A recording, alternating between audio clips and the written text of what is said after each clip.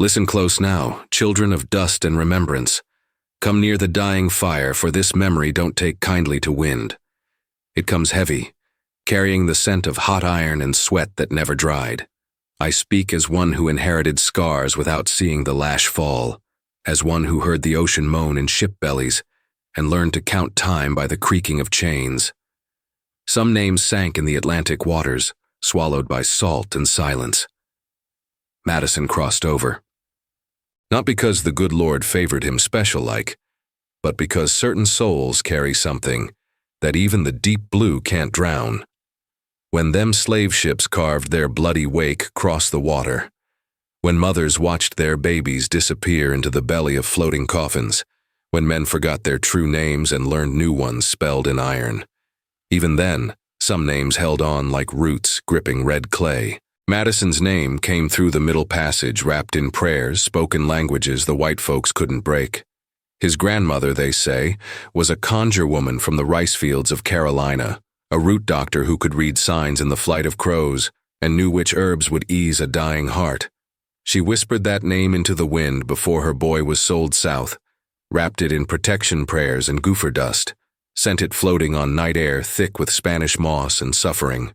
The old folks say names got power, more power than iron shackles or whipping posts. They say a name can travel where a body can't, can slip through plantation gates and auction block crowds, can find its way to quarters where hope sleeps light and dreams of freedom. Madison's name carried all that weight, all them generations of folk who suffered but didn't break, who bent low but never crawled. In them days of deep sorrow, when the Cotton Kingdom stretched wide as God's mercy was narrow, names like Madison held the memory of drums silenced, but not forgotten. They carried the echo of spirituals sung in hidden places, of ring shouts danced when the masters weren't watching, of hush harbors deep in cypress swamps where African tongues still spoke to African gods. Every time somebody called his name, Madison, it was like striking flint, sending sparks back to ancestors who refused to be forgotten. The water took so many, Lord have mercy. Ships packed tight as grave dirt, bodies chained close enough to share each other's breath and sorrow. Children cried for mothers whose voices were already growing faint. Men strong as oak trees learned to bend before they broke. But Madison's name, that name survived the crossing like a seed wrapped in bitter ground, waiting for soil that might let it grow. Folks swear on their lives they could feel something different when that name was spoke aloud. Like the air got thicker, like the ancestors leaned in close to listen. Even the white folks noticed, though they couldn't name what made them uneasy. Overseers would bark orders, but their voices would catch when they said Madison, like their tongues knew better than their hearts. Dogs would whimper, horses would shy. The very earth seemed to remember things it was supposed to forget. In the slave quarters, when night fell thick as molasses and the work songs faded to whispers, the elders would tell stories about names that crossed oceans. They'd speak of African princes whose spirits rode the wind, of queens whose power lived on in their daughters' daughters, of conjure folk whose knowledge traveled deeper than any ship could sail. Madison's name belonged to that lineage, carried that burden and that blessing. That's why when the barbed wire came, when 900 lashes fell like judgment rain, when blood marked the earth like it wanted to write the truth, that name didn't die. It got stronger. Pain teaches the heart to see clear, and clarity shows you what was always there. Some things in this world can't be whipped away, can't be sold, can't be chained. The old woman who first whispered that name into Carolina night knew this day would come. She'd seen it in the entrails of a black rooster, read it in the pattern of salt spilled on cabin floors.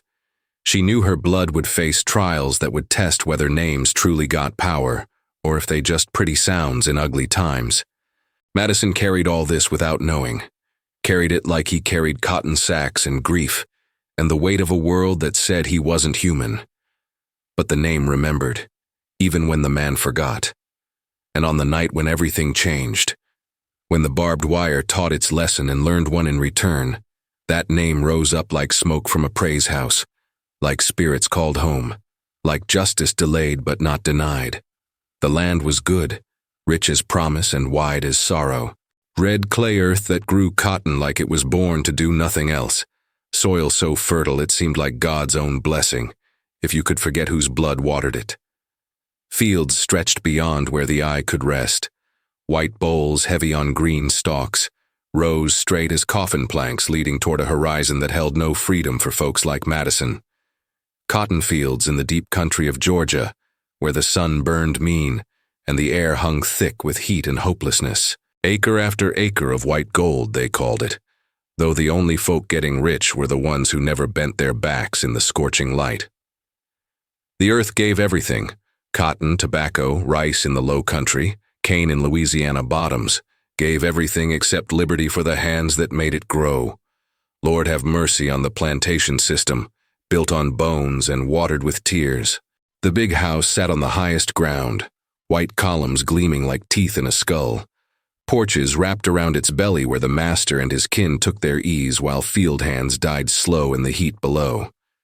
Magnolia trees perfumed the air around that house, Spanish moss hanging like funeral shrouds, mockingbirds singing songs that sounded almost like the spirituals but without the pain. Between the big house and the quarters ran the working heart of the place, cotton gin humming its death song, smokehouse where hogs were cured, stable where horses lived better than most colored folk, and the overseer's cabin positioned just right to see everything, control everything, break anything that looked like it might rise up. The slave quarters lined up neat as grave markers, 2 rows of cabins facing each other across a dirt path worn smooth by bare feet and bowed shoulders. Cabins built from heart pine and red clay, chinked against wind and rain but not against sorrow. Each cabin held more souls than it was meant to, families packed close because space cost money and souls came free. Children learned early to sleep quiet, to wake without crying, to understand that loud meant trouble. Madison lived in cabin number 12 with his mama Celia, a woman who could make cornbread from nothing and stretch beans to feed multitudes. Celia's hands were gentle when she tended wounds but hard as iron when she worked the fields. She sang low spirituals while she cooked, hummed freedom songs while she mended, whispered protection prayers over her boy's head when she thought he was sleeping.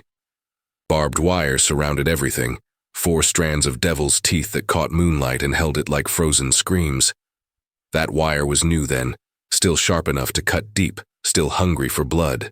It marked the boundary between the plantation and the world, though for colored folk there wasn't much difference. Free or slave, the world outside held its own kinds of chains, its own ways of saying you didn't belong.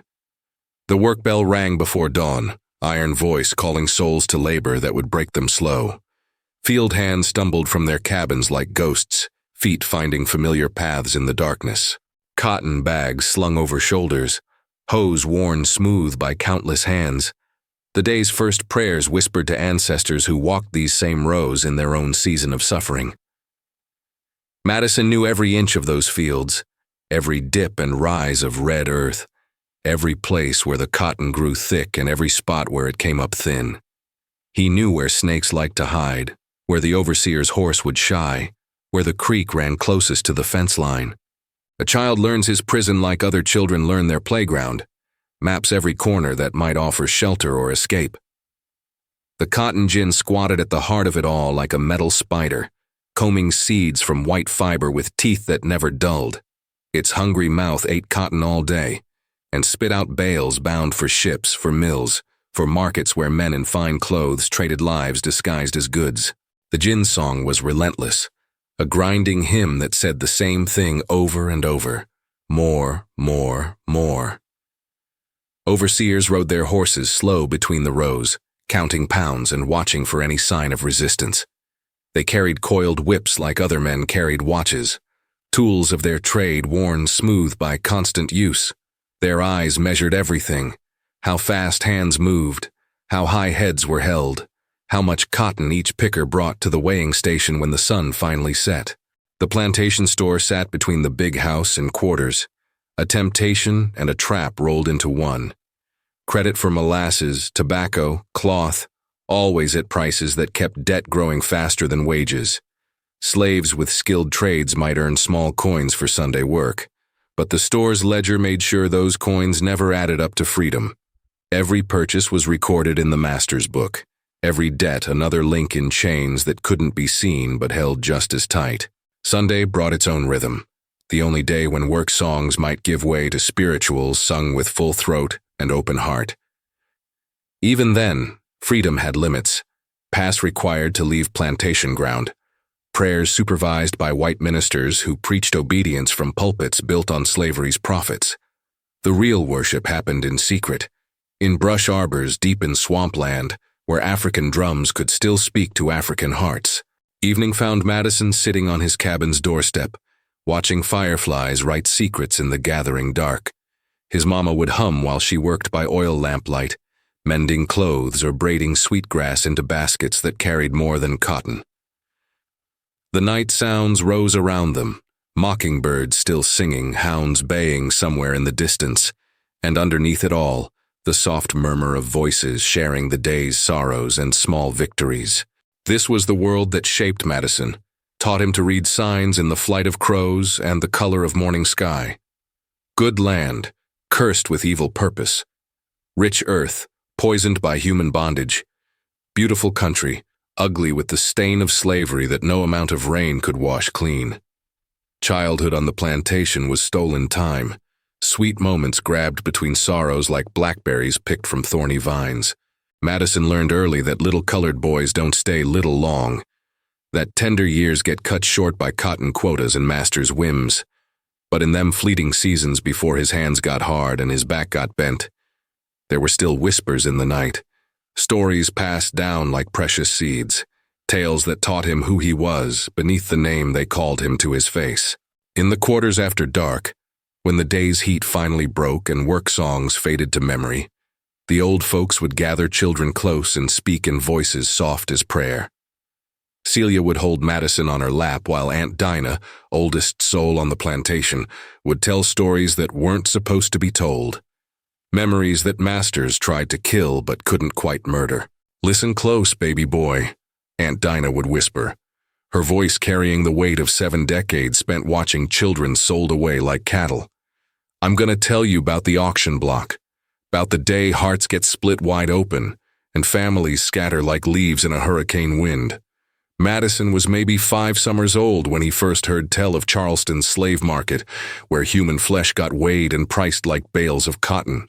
Aunt Dinah painted pictures with her words, terrible visions that burned themselves into a child's mind. She spoke of wooden platforms where mothers stood holding babies they'd never hold again, of fathers chained and speechless while their sons got sold to plantations 100 miles away. "That block," she'd say, pointing one gnarled finger into the darkness like she could see it right there in their little cabin. "That block drinks tears like rainwater. Every day it drinks, and every day it stays thirsty for more. Men in fine clothes come to buy strong backs and willing hands, but what they really buying is heartbreak." The children would lean in closer, drawn by the terrible fascination of stories that explained the grief that hung over the quarters like morning fog. Madison learned that the weeping he heard some nights wasn't just sorrow over hard work or poor food. It was mothers crying for babies whose faces they were forgetting, fathers mourning sons they'd never watch grow into men. Old Pete, who worked the stable and had seen 60 years of plantation life, would tell about the ships that brought their grandparents across the dark water. Floating coffins, he called them, packed with souls chained so tight they couldn't lie down proper, couldn't stand up straight, could barely breathe the foul air thick with sickness and despair. "Your granddaddy came on one of them ships," Pete told Madison one evening when the boy was helping water the horses. "Strong man, they say, with arms like oak branches and a back that wouldn't break. But even strong men cried on them ships, child. Even the strongest couldn't hold back the tears when they realized they'd never see home again." These stories carved themselves deep in Madison's young heart, taught him that his pain had history, that the grief he felt was inherited like his mother's eyes or his father's stubborn streak. He learned that every colored person on the plantation carried scars that went deeper than whip marks, wounds that passed from generation to generation like blood or breath. Celia would tell gentler stories sometimes, memories of Africa that her own grandmother had shared in whispered fragments. Tales of villages where drums spoke across vast distances, where root doctors knew the names of every herb and spirit, where black kings ruled black kingdoms under the same stars that now looked down on slave quarters. "We come from royalty, baby," she'd murmur into his hair as she rocked him toward sleep. "Your blood carries the memory of queens who wore gold crowns and kings who commanded armies. Don't let nobody tell you different. Don't let them convince you that slave is all you ever was or ever could be." But the hardest lessons came through watching, through seeing things a child shouldn't have to witness. Madison saw the auction held right there on plantation grounds when Master Caldwell needed cash money, watched families torn apart like sheets in a high wind, heard screaming that seemed to come from the earth itself. He learned that love was dangerous in a world where anything beloved could be sold away tomorrow. He saw the whipping post that stood near the cotton gin, thick oak trunks scarred by years of use. Watched grown men reduced to begging, women beaten unconscious for crimes as small as looking a white man in the eye. Madison learned to lower his gaze, to make himself small, to swallow words that wanted to come bursting out of his chest like wild birds. The boy learned to read the signs that meant trouble coming. The way the overseer's jaw got tight when cotton prices fell. The way the master's wife got sharp-tongued when bills came due. The way silence would fall over the quarters when the paddy rollers came sniffing around looking for runaways or resistance. Sunday brought different lessons, taught in the plantation church where colored folks sat in the back pews and heard white ministers preach about obedience and accepting God's will. But Madison also learned about the secret church that met deep in the cypress swamp, where real spirituals got sung and African prayers still rose up to whatever gods might listen to slave folks' cries. "They can chain your body," old Aunt Dinah would whisper after these dangerous gatherings, "but they can't chain your spirit less you let them. Remember that, child. Your soul belongs to you and the ancestors, not to Master Caldwell or his overseer or any white man breathing." These midnight teachings filled Madison with knowledge both precious and dangerous. The understanding that he was more than what they said he was, that his people had history beyond the plantation, that resistance was possible even when it looked impossible. He learned to hide this knowledge like treasured silver, to keep it safe in the secret places of his heart, where even the cruelest master couldn't reach. By the time Madison reached his 7th summer, he could read the plantation's moods like weather signs, knew when to disappear into the background and when it was safe to be seen. He'd learned the most important lesson slavery taught: how to survive with dignity intact, how to bend without breaking, how to keep hope alive in the darkest places.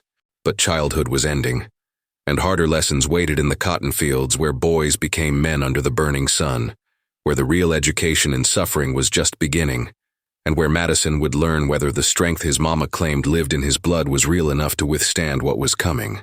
The quarters held their breath, knowing change was in the air thick as summer heat, sensing that this quiet boy with his grandmother's stubborn eyes was growing into something the plantation had never seen before. Something that might not break as easy as they hoped. Something that might remember all them whispered stories when the real testing came. Madison grew into watching like other children grow into walking. By his 10th summer, when his limbs stretched long and his voice started cracking like kindling, he had learned the most dangerous skill a slave could possess: the gift of seeing without being seen, of hearing everything while appearing to listen to nothing. The old folks called it having eyes in the back of your head, but it was more than that. Madison could read the plantation like scripture, knew every sign important that spelled trouble or mercy. He watched the way Master Caldwell's jaw worked when cotton prices dropped, noticed how the mistress's voice got sharp as winter wind when bills came due. These signs meant somebody would pay, and that somebody was always colored folk. In them days of deep watching, Madison mapped every inch of plantation ground like it was his own skin. He knew where the fence wire sagged loose near the creek bottom, where Spanish moss hung thick enough to hide a running man, where the hounds lost scent when rain made the red clay slick as goose fat. Knowledge like that was currency in a world where information could mean the difference between life and a shallow grave. The boy learned to read white folks' moods like weather signs. Master Caldwell walked different when he was fixing to sell somebody. Shorter steps, eyes that wouldn't meet colored faces direct. The mistress got a particular tightness around her mouth when she decided some slave woman was getting too comfortable, needed taking down a peg. Even the white children had tells.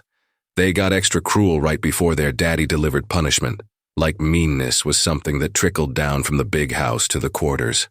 But Madison's sharpest watching was saved for the overseers. In his time on Caldwell Plantation, he'd seen 3 different men hold that position. First was old Murphy, an Irishman who drank too much but had a light hand with the whip. Then came Henderson, a Georgia cracker who took pleasure in pain but was lazy enough that you could work around his cruelties if you stayed smart. The third overseer was different, dangerous different. His name was Grayson, and he carried himself like a man who'd found his calling in making others suffer. He had the kind of pale eyes that seemed to look right through skin to the rebellion underneath, the kind of thin lips that never smiled except when someone was hurting. Madison studied Grayson like his life depended on it, which it did. The man rose before dawn and walked the quarters, listening for any sound that might indicate discontent. He counted cotton bolls in the field, measuring each slave's productivity against some invisible standard that only he understood. Grayson kept a little leather book where he wrote down infractions real and imagined, building cases against folks who had no idea they were being prosecuted. The overseer had particular hatred for slaves who thought too much. He could smell independence like hounds could smell fear, and he made it his business to break any colored person who carried themselves with too much dignity. Grayson believed in what he called preventive discipline, hurting folks before they got ideas, punishing thoughts before they became actions. Madison learned Grayson's patterns with the patience of a hunter. The man made his rounds at specific times, always checked the same corners, always paused at the same spots to listen and watch. He favored his right side when he walked, probably from an old injury, and his horse shied away from sudden movements because Grayson kept the animal nervous with constant yanking on the reins. Most important, Madison noticed that Grayson got restless when things were too quiet. The overseer didn't trust peace, saw it as a sign that slaves were planning something. He needed conflict like fire needs air, and when it didn't come natural, he'd manufacture it. Pick out some harmless soul and find fault where none existed. Create a crisis to justify his own violence. The boy also watched how other slaves responded to Grayson's presence. Old Pete would start humming spirituals whenever the overseer came near, using songs to warn folks without seeming to warn them. Aunt Dinah would suddenly find urgent work that took her to the far side of whatever space Grayson occupied. Even the children learned to scatter like birds when his shadow fell across their play. But Madison noticed something else, something that chilled his blood and quickened his pulse at the same time. Grayson was watching him back. Not the casual oversight an overseer gave all his charges, but the focused attention of a predator who'd identified his next victim. The man's pale eyes would follow Madison across the cotton fields, measuring his movements, cataloging his habits. Madison felt that scrutiny like a weight on his shoulders, pressing down with each passing day. He tried making himself smaller, less noticeable, but Grayson's attention only sharpened. The overseer had sensed something in the boy that offended him on some deep level. Maybe it was Madison's steady gaze. Maybe it was the way he carried his head unbowed, even while appearing submissive. The watching became a deadly game. Madison observed Grayson observing him, each trying to read the other's intentions while revealing nothing of their own. The boy learned that knowledge was both weapon and target. The more he knew about his enemy, the more dangerous he became, and the more dangerous he became, the more certain it was that Grayson would move against him. In the quarters at night, Madison felt the weight of what was coming. The old folks who had taught him to see and hear everything now worried that his gift had made him visible to the wrong eyes. Celia watched her son with growing dread, recognizing something in his face that reminded her of men who'd been marked for destruction. "Boy too smart for his own good," she whispered to Aunt Dinah when she thought Madison couldn't hear. "That overseer got his scent and ain't nothing good gonna come of it." Madison knew his mama was right, but knowledge didn't change facts. He couldn't unsee what he'd seen, couldn't unknow what he'd learned. His gift of observation had grown too strong to hide, too valuable to abandon, and too dangerous to keep. Somewhere in the space between watching and being watched, between knowing and being known, trouble was gathering like storm clouds on a clear day. The boy who had learned to read the plantation like a book was about to discover that some stories end in blood, and that knowledge without power was just another kind of chains. Grayson's pale eyes promised lessons Madison didn't want to learn, but learning them was no longer a choice. Grayson came to Caldwell Plantation in the spring of 1857, when the dogwood bloomed white as bone, and the air carried promises it couldn't keep. He arrived with a reputation that preceded him like smoke before fire. 3 plantations behind him, each one more broken than the last, each one testament to his particular talent for turning human spirits into dust. Master Caldwell hired him because cotton prices were falling and patience was wearing thin.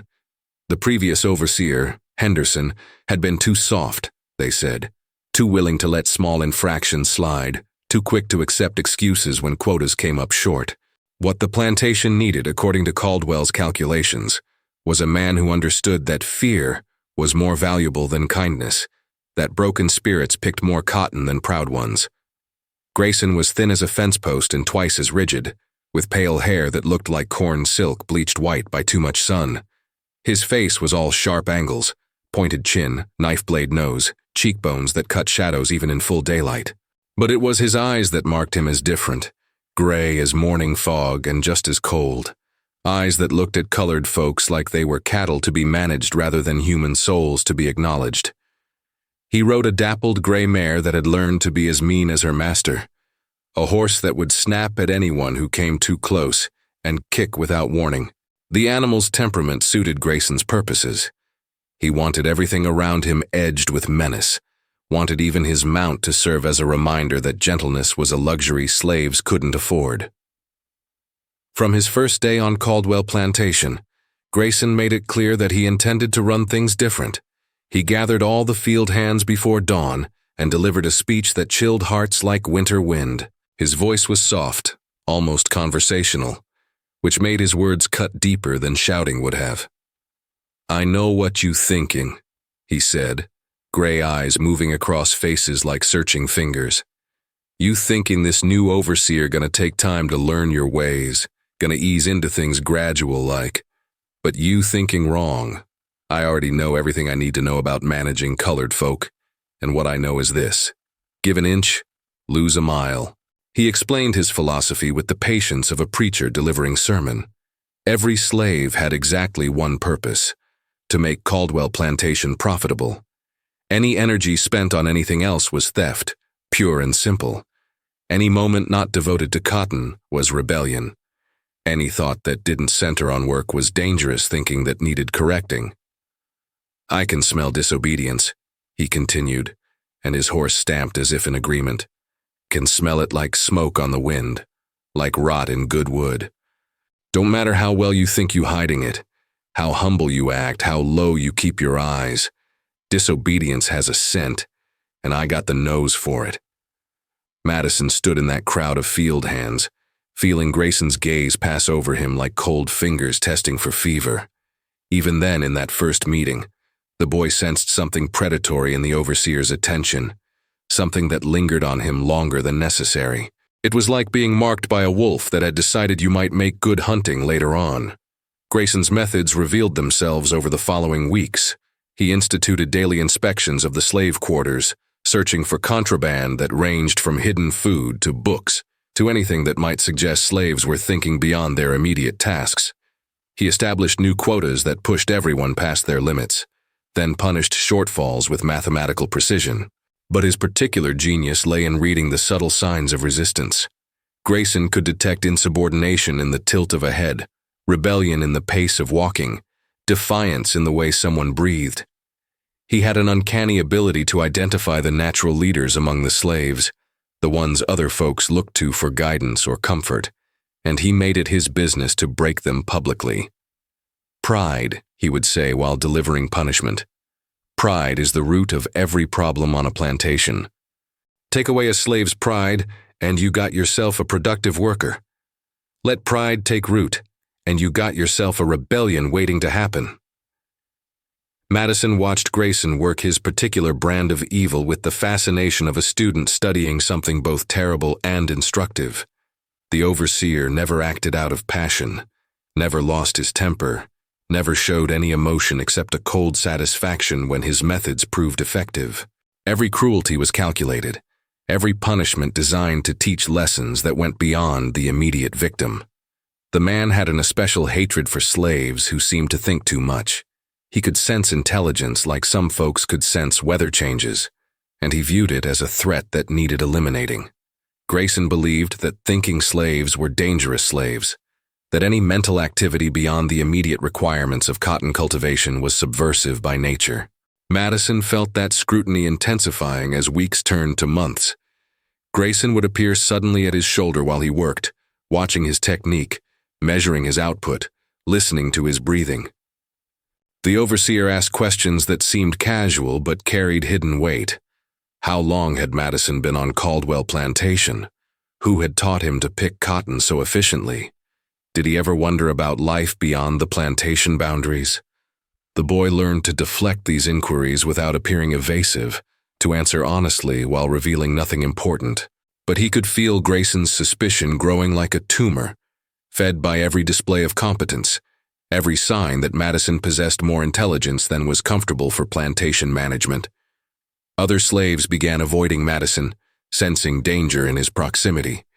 Not from malice, but from the practical wisdom of folks who knew that association with marked individuals could spread condemnation like disease. Even Celia started treating her son with nervous distance, love tempered by fear for both their safety. Grayson's campaign against Madison was subtle at first. Extra scrutiny, impossible quotas, nitpicking criticism of work that everyone knew was excellent. But the overseer was patient as a spider, content to let pressure build slowly, waiting for the moment when his target would crack under accumulated stress and provide justification for more dramatic intervention. Madison understood what was happening with the clarity of someone who had learned to read signs in everything from crow flight to wind direction. Grayson wasn't just managing slaves, he was hunting them, and Madison had somehow marked himself as the most dangerous prey on Caldwell Plantation. The question wasn't whether confrontation would come, but when, and in what form. The boy who had learned to watch everything was now learning what it meant to be watched by someone who had made cruelty into art, who had refined the breaking of human spirits into exact science. Grayson's pale eyes promised education in pain, lessons that would test everything Madison had learned about survival, endurance, and the terrible price of being noticed by evil men. The morning came heavy with the kind of heat that pressed down on everything like a giant hand, air so thick with moisture you could near about drink it. Cotton bolls hung ripe and ready in rows that stretched toward a horizon wavering like water, and the red clay earth cracked underfoot despite the humidity that made clothes stick to skin like second skin. Madison was in the far field, working his way down a row that seemed to stretch into tomorrow, when he heard Grayson's horse approaching. The sound of hooves on hard ground carried different meanings depending on their pace. Urgent meant someone was in trouble. Leisurely meant the overseer was hunting for trouble to create. This morning, the hoofbeats fell steady and deliberate, like a funeral march played out in horse steps. The boy didn't look up from his picking, but his hands slowed despite himself. All around him, other field hands found sudden reason to focus extra hard on their work. Heads down, fingers moving faster through the cotton bolls like they could pick their way invisible. The air itself seemed to hold its breath, waiting to see where Grayson's attention would land. "Madison," the overseer called, his voice carrying that particular tone of false friendliness that preceded real trouble. "Come over here, boy. Got something needs discussing." Madison straightened slowly, wiping sweat from his forehead with the back of his hand. He could feel eyes watching from every corner of the field hands stealing glances while pretending to work, drivers pausing in their own supervision, even the cotton plants themselves seeming to lean in to witness whatever was about to unfold. Grayson sat his horse like a judge preparing to deliver sentence, gray eyes studying Madison with the patience of a man who had all the time in the world to break whatever needed breaking. The overseer held something in his right hand, but kept it partially hidden against his leg, letting anticipation build like storm pressure before the lightning comes. "Been watching your work, Madison," Grayson said, his voice conversational as discussing weather. Been studying your technique, your attitude, your general approach to plantation life, and I come to some conclusions that we need to address before they become bigger problems. Madison kept his face carefully blank, the expression he'd learned to wear when white folks were talking, and colored folks were expected to listen without responding. But inside, his mind was racing like a rabbit with hounds on its trail, calculating possibilities, measuring distances, trying to read the signs that might tell him which way this confrontation was heading. See, the thing about slaves, Grayson continued, shifting his weight in the saddle, is they like to test boundaries. Natural human tendency, I suppose, though. We can't allow natural tendencies when they interfere with profitable operation of agricultural enterprises. You understand what I'm saying, boy? Madison nodded once, just enough to indicate he was listening without suggesting he had opinions about what he was hearing. But Grayson's pale eyes sharpened, and Madison realized he'd already made his first mistake. Even nodding was too much, suggested too much comprehension, too much intelligence behind eyes that were supposed to stay empty. Problem is, the overseer went on, now revealing what he held in his hand, sometimes regular discipline ain't sufficient to address certain types of behavioral issues. Sometimes you need tools that make deeper impressions, leave longer-lasting memories. What Grayson held was barbed wire, about 6 feet of it coiled neat as a rope, but infinitely more dangerous. The wire caught sunlight and threw it back in sharp gleams, each barb looking hungry for flesh, eager to teach lessons that wouldn't be forgotten soon. Madison felt his blood turn cold despite the oppressive heat, understanding finally what kind of education Grayson intended to provide. Now, I could use regular whip, Grayson said almost thoughtfully.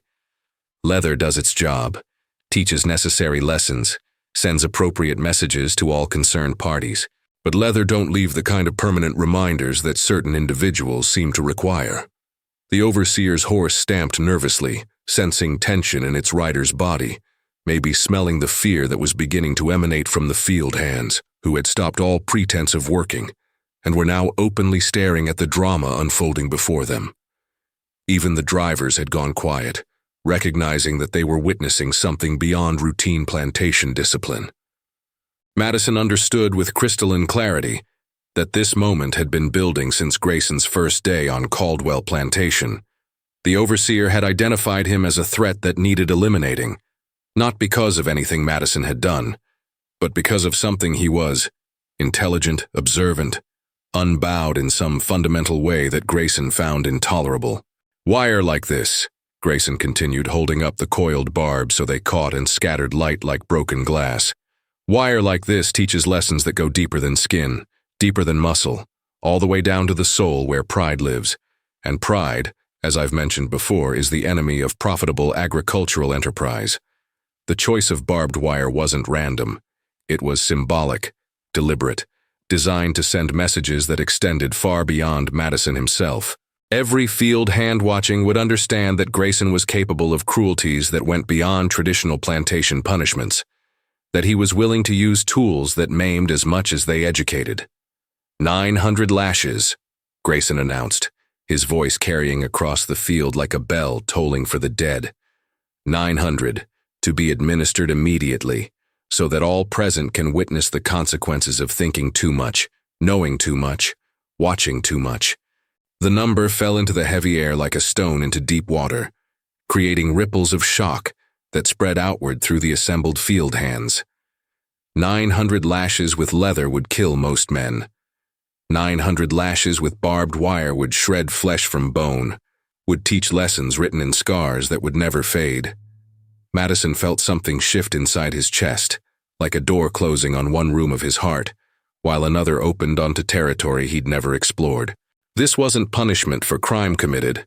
This was execution disguised as discipline, murder dressed up as plantation management.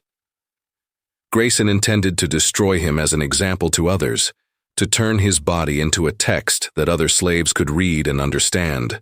But as Madison looked at the barbed wire catching sunlight like captured lightning, as he heard the number 900 echoing in his mind like a curse spoken in an ancient language, Something else stirred in the deepest places of his spirit. Not resignation, not acceptance, but a kind of grim curiosity about what lay on the other side of impossible pain. The old stories his grandmother had whispered, the tales of ancestors who survived the Middle Passage, the memories of men and women who had endured horrors beyond imagination and somehow kept their souls intact, all of it came rushing back like floodwater breaking through a dam. Madison felt the weight of that inheritance, the burden and blessing of blood that refused to surrender even when surrender seemed like mercy. Grayson smiled for the first time since Madison had known him, a thin expression that held no warmth, only the satisfaction of a man who had finally found excuse to indulge his deepest cruelties. The overseer dismounted his horse with the careful movements of someone savoring a long-anticipated pleasure, barbed wire coiling and uncoiling in his hands like a metal snake eager to strike. "String him up," Grayson ordered the drivers, who moved forward with reluctance evident in every step. "Let's begin this education proper. Count not the lashes like numbers on a page, children of memory. Count them like seasons of sorrow, like years of waiting, like generations of pain that flow from ancestor blood to living hearts. 900 times the barbed wire fell, and 900 times Madison learned what his grandmother's grandmother knew on slave ships crossing dark water, that the body can break while the spirit learns to fly. They strung him up to the whipping post that stood near the cotton gin, ancient oak scarred by decades of punishment, bark worn smooth by the pressing of countless backs. Madison's hands were bound with rope that cut into his wrists, arms stretched high above his head until his feet barely touched the red clay that would soon drink his blood like morning dew. The field hands stood in a circle, forced to witness what Grayson called educational demonstration. Old Pete wept openly, tears cutting tracks down his weathered cheeks. Aunt Dinah hummed spirituals so low they sounded like wind through cypress trees, her voice carrying protection prayers that wrapped around Madison like invisible armor. Celia stood frozen as carved stone, but her lips moved constant in silent petitions to whatever gods might listen to mothers watching their children die. Grayson took his time preparing the barbed wire, stretching it between his hands to test its flexibility, checking each sharp point for maximum effectiveness. He worked with the concentration of a craftsman proud of his tools, a man who understood that true education required proper preparation. The wire gleamed in sunlight, like captured lightning, eager to write lessons in flesh that would never fade. "This ain't about anger," Grayson announced to the assembled witnesses, his voice carrying the false reasonableness of a preacher explaining scripture. "This is about understanding, about learning proper relationships between master and slave, between order and chaos, between thinking too much and knowing your place." The first lash came without warning, wire cutting across Madison's back like fire made solid. Blood sprang up instantly, small rivers finding paths down skin that had never known such violation. The barbs caught and tore, leaving wounds that looked like angry mouths open to scream. But Madison made no sound, swallowing his cry so deep it seemed to disappear into the earth beneath his feet. By the 10th lash, the pattern was clear. Grayson worked methodically, spacing his strokes to ensure maximum coverage, maximum lesson delivery. The wire wrapped around Madison's torso with each swing, barbs finding new flesh to educate, new territory to claim for suffering. Blood soaked into the clay, staining it dark as old wine, feeding earth that had drunk from this particular cup too many times before. Madison's mind began to wander strange paths, seeking escape from flesh that had become nothing but pain. He remembered his grandmother's stories about the Middle Passage, about souls who learned to leave their bodies when suffering became unbearable. He thought about African priests who could send their spirits traveling while their flesh endured earthly trials. Pain was making him wise in ways he'd never wanted to learn. By the 50th lash, time had lost all meaning. Seconds stretched like hours, each moment between impacts lasting forever.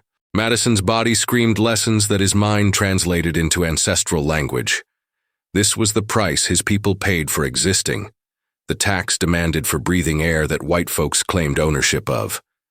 Every stripe across his back connected him to every slave who had ever stood at a whipping post, every soul who had learned this particular curriculum of cruelty. The wire was cutting deeper now, barbs finding bone in places where flesh had been stripped away. Grayson paused occasionally to examine his work, to clean blood from the wire, to ensure that educational effectiveness wasn't compromised by accumulated gore. He showed the same attention to detail that a good carpenter might display while building furniture, the same pride in craftsmanship. Madison's consciousness began to fragment, pieces of his awareness scattering like birds before storm wind.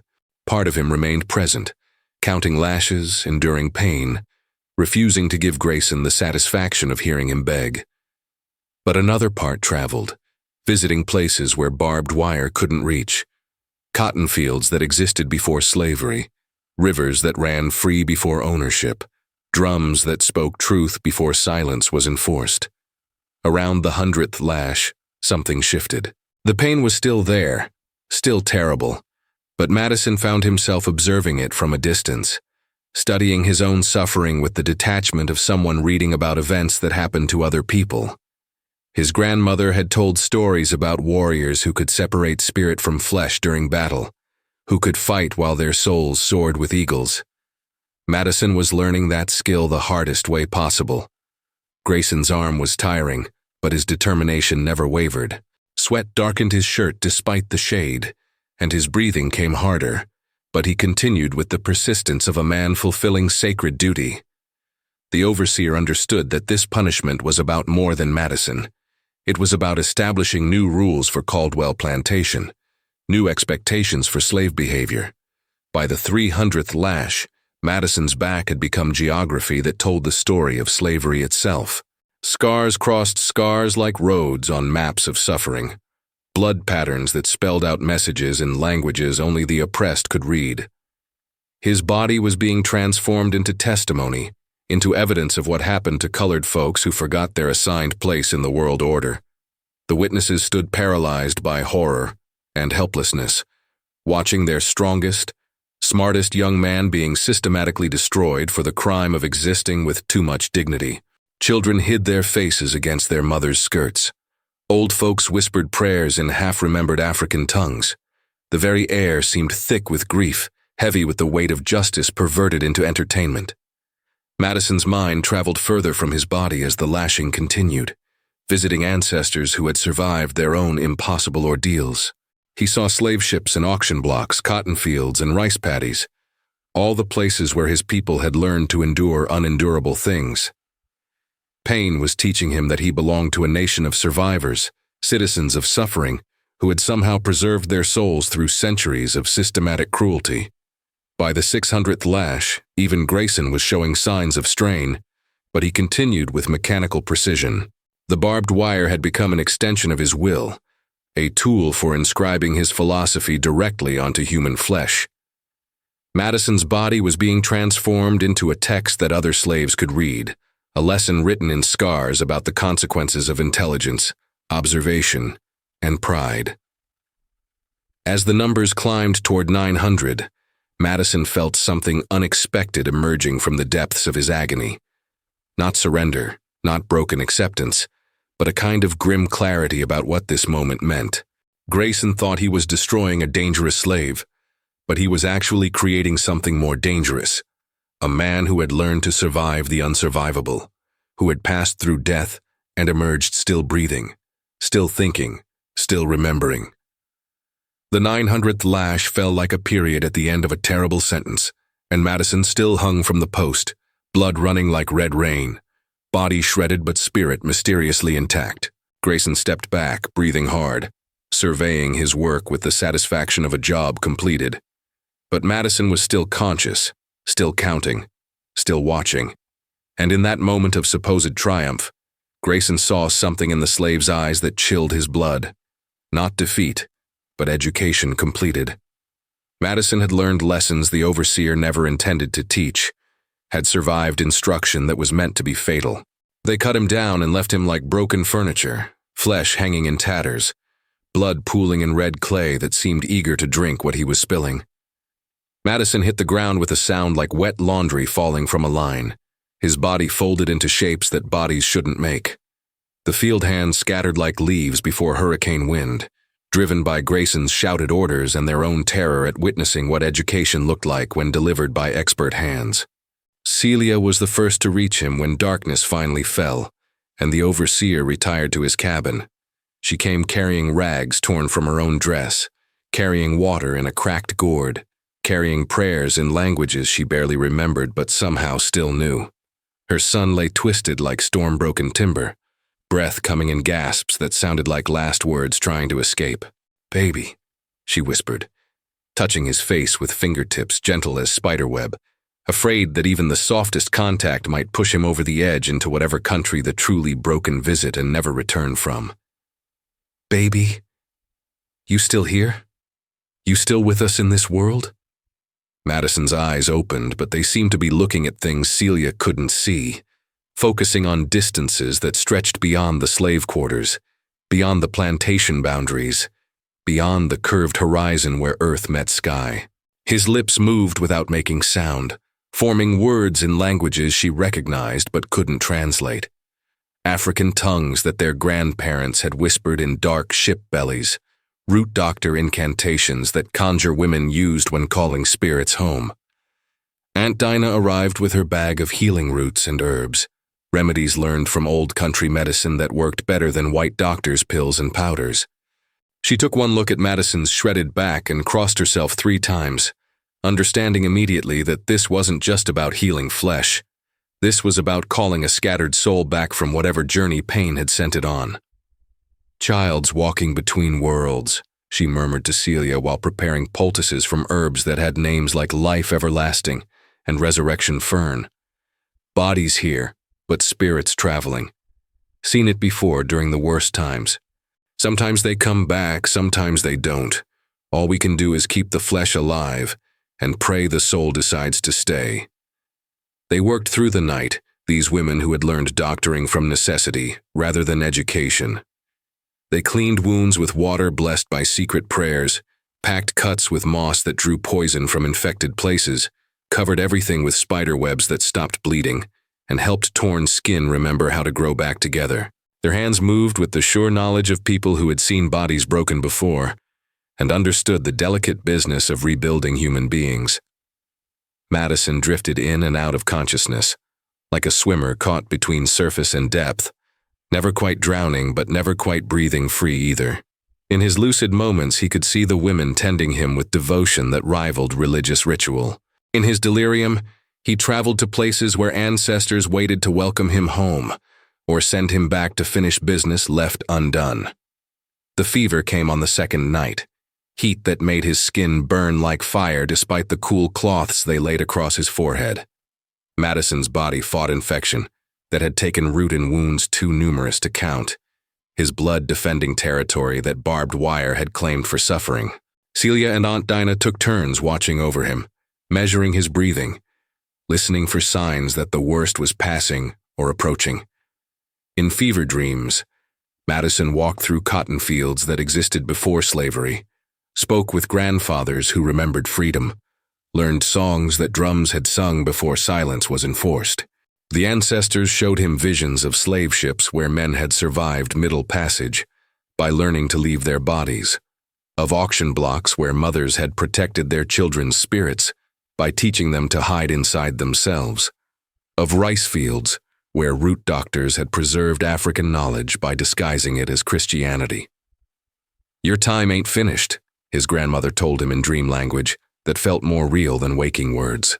"That overseer think he teaching lessons, but he the one getting educated.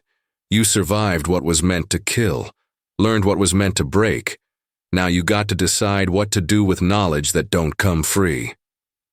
By the 4th day, the fever broke like storm clouds parting to reveal clear sky. Madison opened his eyes and truly saw the women who had kept him alive through force of will and healing wisdom. Celia was asleep in a chair beside his pallet, her face aged years in the space of days, her hands still stained with his blood and the herbs she'd used to save him.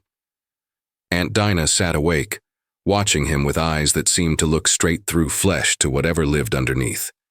"You back," she said simply, and her voice carried relief and warning in equal measure.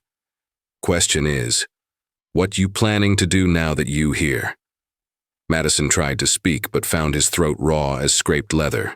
Aunt Dinah helped him sip water flavored with honey and healing herbs, liquid that tasted like mercy and felt like salvation going down.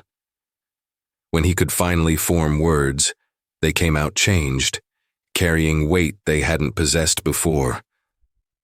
"I'm different," he said, and his voice sounded like it came from somewhere deeper than his chest, somewhere pain had carved out and transformed. "Feel like I died and got born again as something else." Aunt Dinah nodded like she'd been expecting exactly those words. Pain that deep changes more than flesh, changes how you see, how you think, how you understand what's possible and what ain't. Question is whether the changing made you stronger or just made you dangerous. Madison tested his body carefully, discovering that while the wounds were healing, the scars would be permanent maps of that terrible education. Every movement reminded him of what he'd endured, but also of what he'd survived. The pain had become part of him, not as weakness, but as a new kind of strength, like metal that had been through fire and emerged harder than it started. "Grayson think he broke me," Madison said, sitting up slowly despite Aunt Dinah's protests. "Think he turned me into example for other folks to read and understand. But all he did was show me what I'm capable of surviving." Celia woke to the sound of voices and found her son sitting upright for the first time since the whipping. She reached out to touch his face, still afraid that he might disappear like smoke if she pressed too hard. But Madison caught her hand and held it, his grip strong enough to reassure her that whatever had traveled during his fever journey, it had decided to return. "I ain't the same boy who got strung up to that post," he told both women, his voice carrying certainty that chilled them despite their relief at his recovery. That boy might have forgiven, might have turned the other cheek, might have believed that suffering was God's plan. But the man sitting here now learned different lessons. Outside the cabin, night sounds carried messages that Madison was beginning to understand in new ways. Mockingbird songs that had always sounded like music now revealed themselves as coded communications. Cricket chirps contained information about wind direction and moon phases. Even the distant howling of hounds spoke in languages he was learning to translate. Madison understood that surviving 900 lashes with barbed wire had taught him more than endurance. It had educated him about the true nature of the world he lived in, about the kinds of choices available to people who had been marked for destruction. Grayson had intended to create an example of broken submission, but had instead manufactured something far more dangerous. A man who had nothing left to lose and everything to remember. The body in the cabin was healing, but the spirit that inhabited it was planning. Planning with the patience of someone who had learned that revenge, like freedom, was a dish that required careful preparation and perfect timing. Madison had survived his education, but Grayson's schooling was just beginning. The night descended thick as molasses, heavy with humidity and secrets that breathed in the space between silence and sound. Madison lay on his pallet, listening to the plantation settle into its evening rhythms. Work songs fading to whispers, children's laughter dimming to memory, the soft shuffle of tired feet finding their way home to quarters that offered rest, but never true peace. 3 weeks had passed since the whipping post had drunk his blood. 3 weeks of healing that was more than healing, of learning that was deeper than any classroom could provide. Madison's back bore scars like raised roads across a map of suffering, but his mind carried something more valuable than unmarked skin, knowledge that came only through surviving the unsurvivable. Celia slept fitfully in the corner, her breathing punctuated by small sounds of distress that spoke of dreams filled with barbed wire and son's blood. Aunt Dinah had returned to her own cabin after satisfying herself that Madison would live, but not before leaving warnings wrapped in elder wisdom about the dangers of men who had passed through death and returned changed. "Revenge is honey that turns bitter in the mouth," she'd whispered before departing.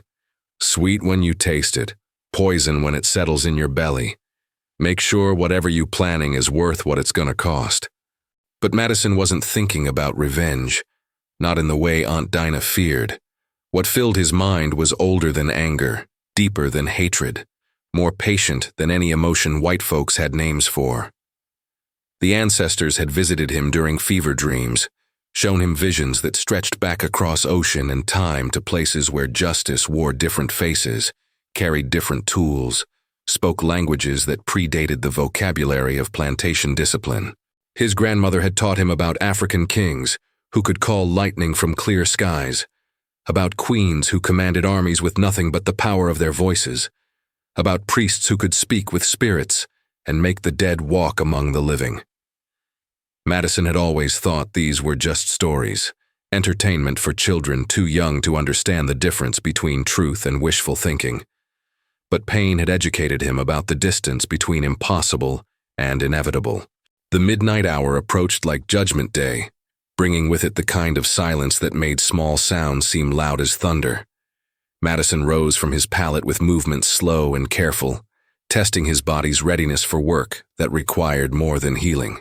It required transformation of learned helplessness into something that could act when action became necessary. He made his way to the door of the cabin, stepping over floorboards that had learned to creak in specific places, avoiding the spots that would wake his mother with sounds of movement.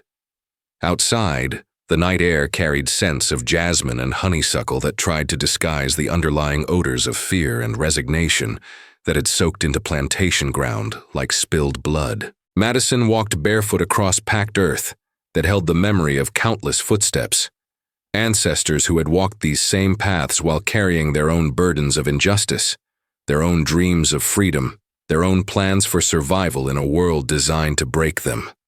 Each step connected him to that history, reminded him that he wasn't the first to learn these particular lessons about pain and endurance, and the education that comes through suffering.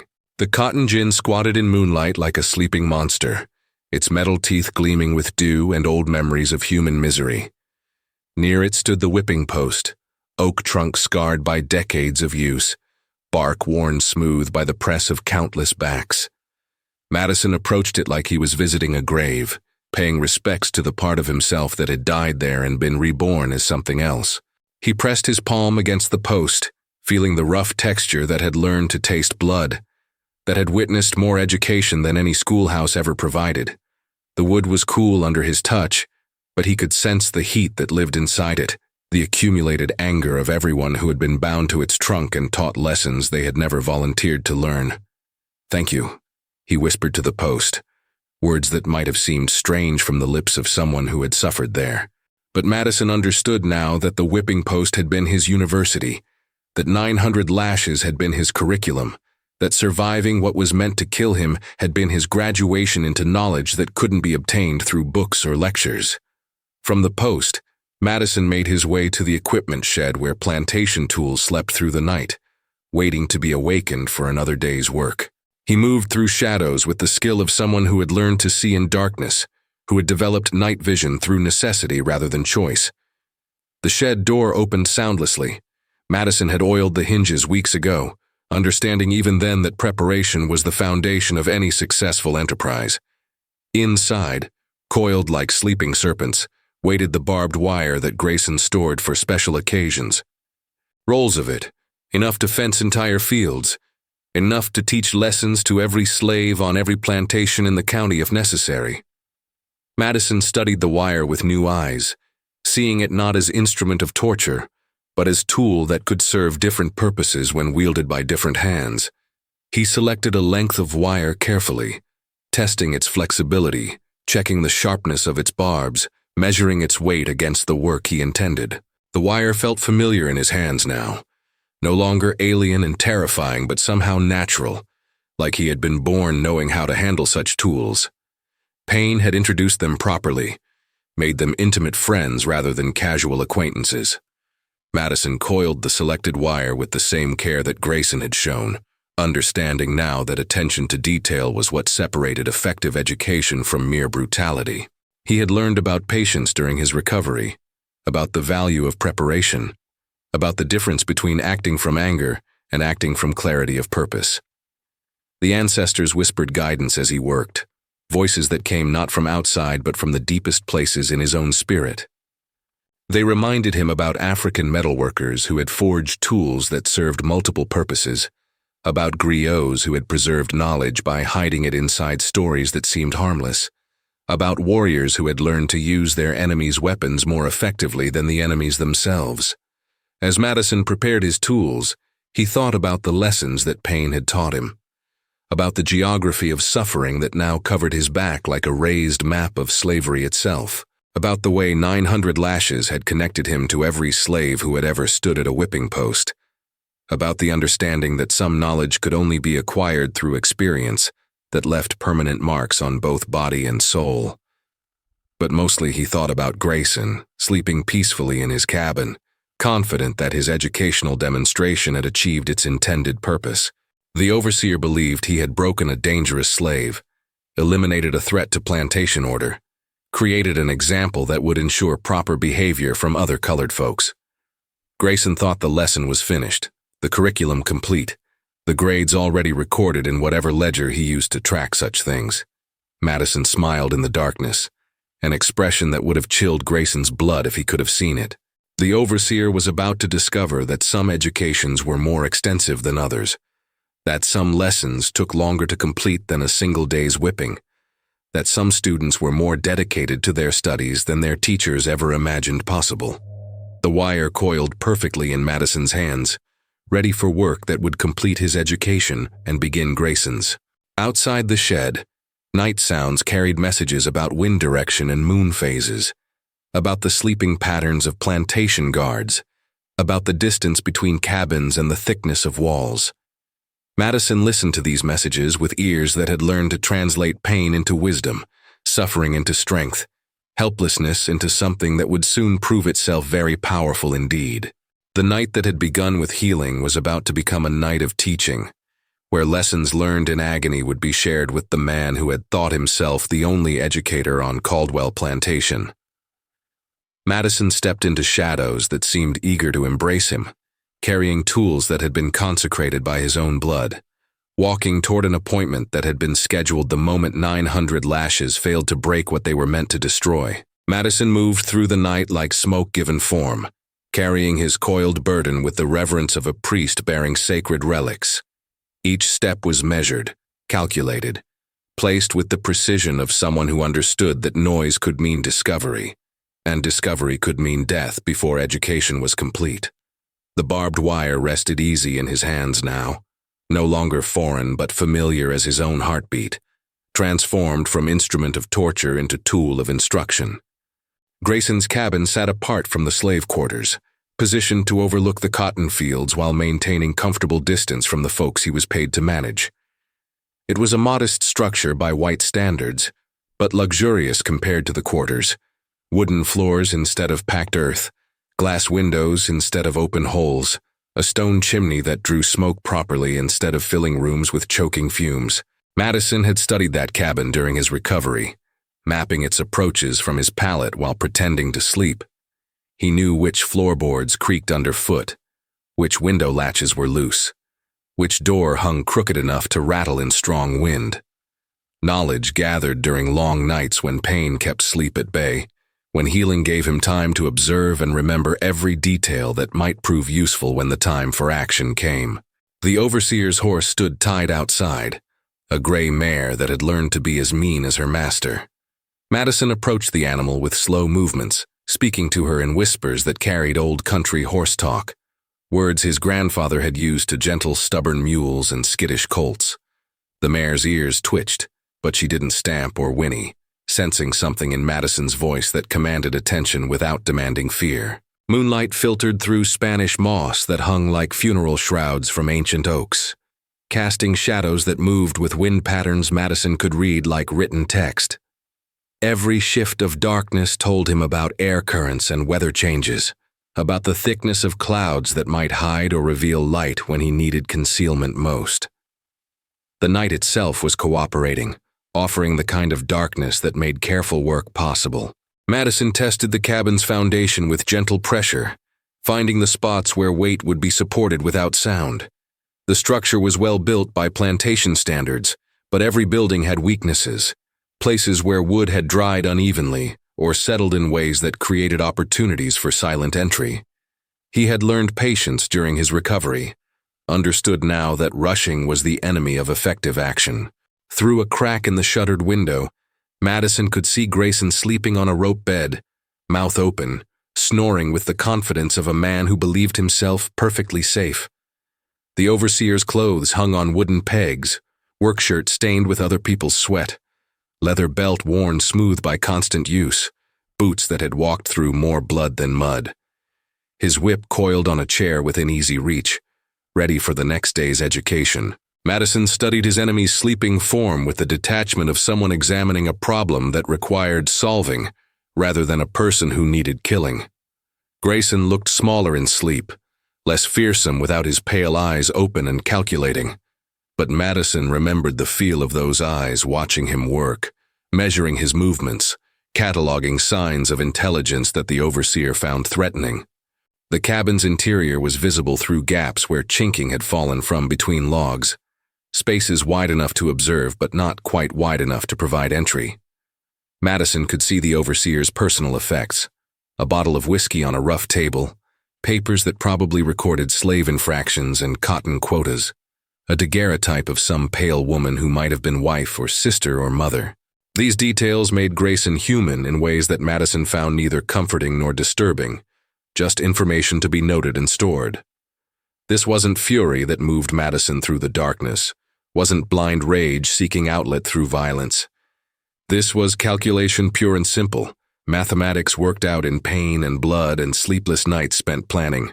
Grayson had delivered 900 lessons with barbed wire, had used Madison's back as a blackboard for teaching other slaves about the consequences of thinking too much.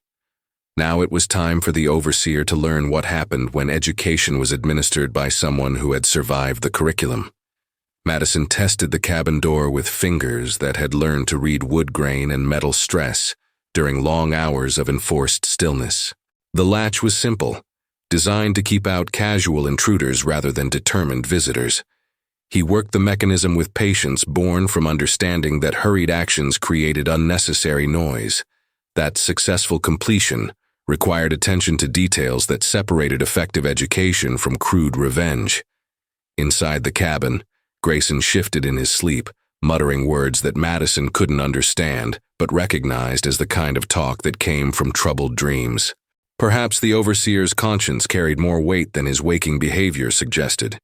Perhaps some part of him understood that administering torture had consequences that extended beyond immediate pain. Madison hoped so. Education was always more effective when the student possessed some capacity for understanding cause and effect. The door opened without sound, moving on hinges that Madison had oiled weeks ago during one of his careful preparations.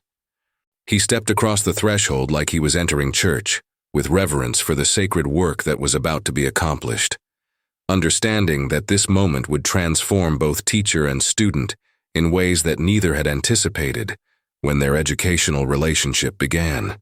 Grayson continued sleeping, unaware that his curriculum was about to expand beyond his expectations. The overseer had believed that 900 lashes would conclude Madison's education, would reduce a thinking slave to broken tools suitable only for mindless labor. But some lessons required more comprehensive instruction, demanded teachers who understood that true education was reciprocal, that knowledge flowed in both directions when conditions were properly arranged. Madison stood beside the sleeping overseer, barbed wire ready in his hands, understanding that this moment had been inevitable since that first day when Grayson's pale eyes had marked him as dangerous. The wire caught moonlight that filtered through window cracks, each barb gleaming like a promise that certain debts would be paid, certain lessons would be shared, certain kinds of justice would be delivered by hands that had learned their business through suffering. The night held its breath, waiting to see what kind of education Madison had prepared for his former teacher, what curriculum Payne had designed for the man who believed that brutality was the highest form of instruction. In the silence before action, Madison felt the presence of ancestors who had survived their own impossible ordeals, who had learned to transform suffering into strength, helplessness into something that could act when action became necessary. Grayson slept on, dreaming whatever dreams came to men who made careers from breaking human spirits. unaware that his student had graduated into knowledge that would soon reshape the relationship between teacher and taught, between oppressor and oppressed, between the one who delivers education and the one who receives it. Grayson woke to the sensation of steel teeth pressing against his throat, not yet cutting, but promising lessons that would be delivered with the same attention to detail he had shown when educating slaves about proper behavior. His eyes opened to darkness that seemed thicker than natural night, air that carried scents of sweat and determination and something else. The metallic smell of justice that had been delayed too long. "Don't move sudden-like," Madison whispered, his voice carrying a quality that Grayson had never heard before, calm as still water, but edged with something that made the overseer's blood run cold. "Don't even breathe hard. This wire knows how to cut, and it's eager to show what it learned from watching you work." Grayson's mind raced through possibilities, calculating distances to weapons, measuring chances of escape, trying to understand how the broken slave he'd left for dead had managed to appear beside his bed like some conjured spirit.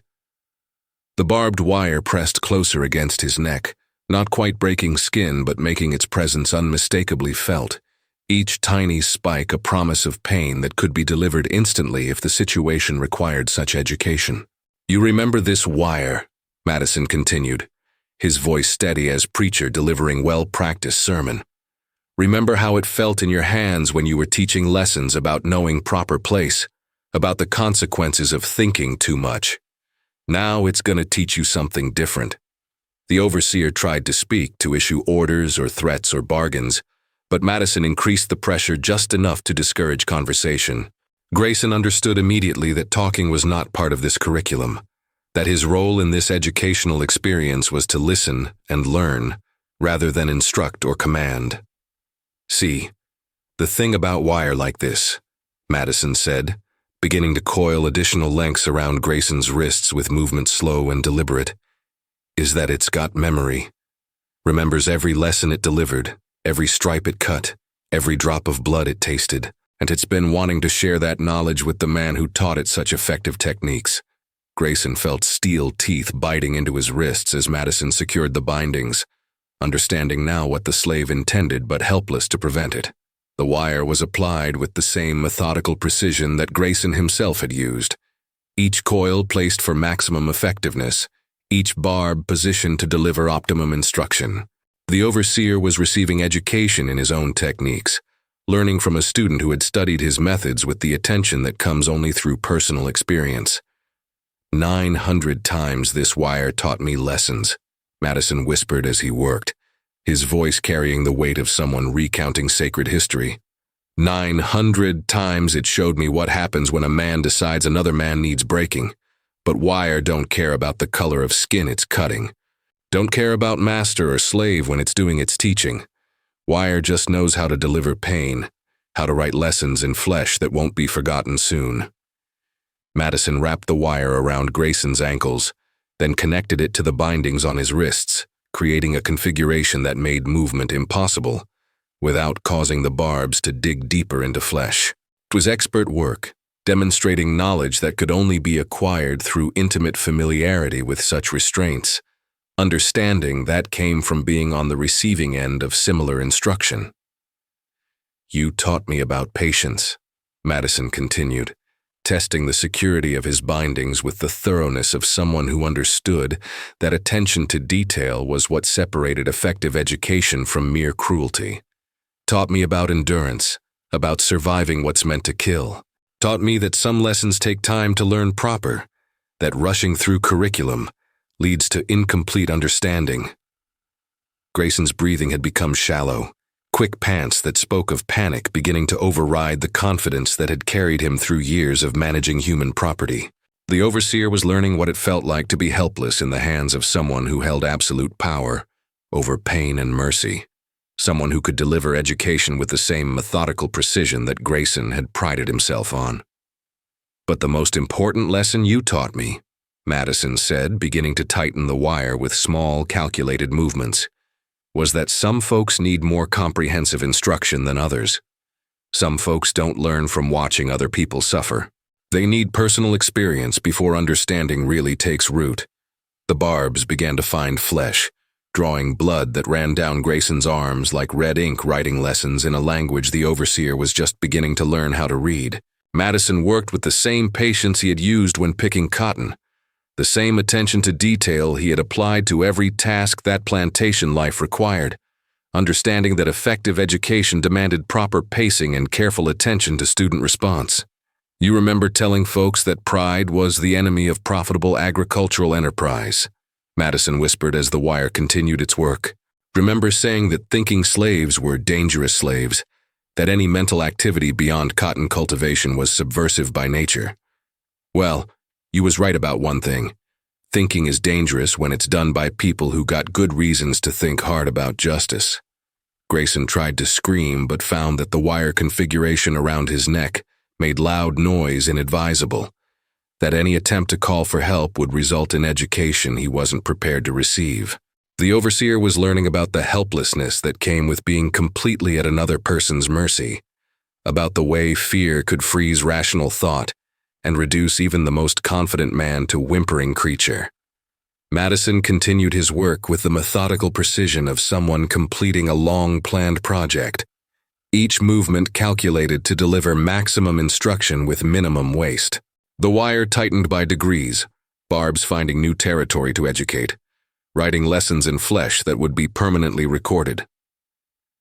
Grayson was receiving the same quality of attention he had given to slave education, the same careful measurement of pressure and pain. Thing about education, Madison said as his work approached completion, is that it's supposed to change people, supposed to teach them things they didn't know before, give them new understanding about how the world works. You taught me about endurance, about what happens when bodies get pushed past their limits. Now you getting to learn the same lessons, from the other side.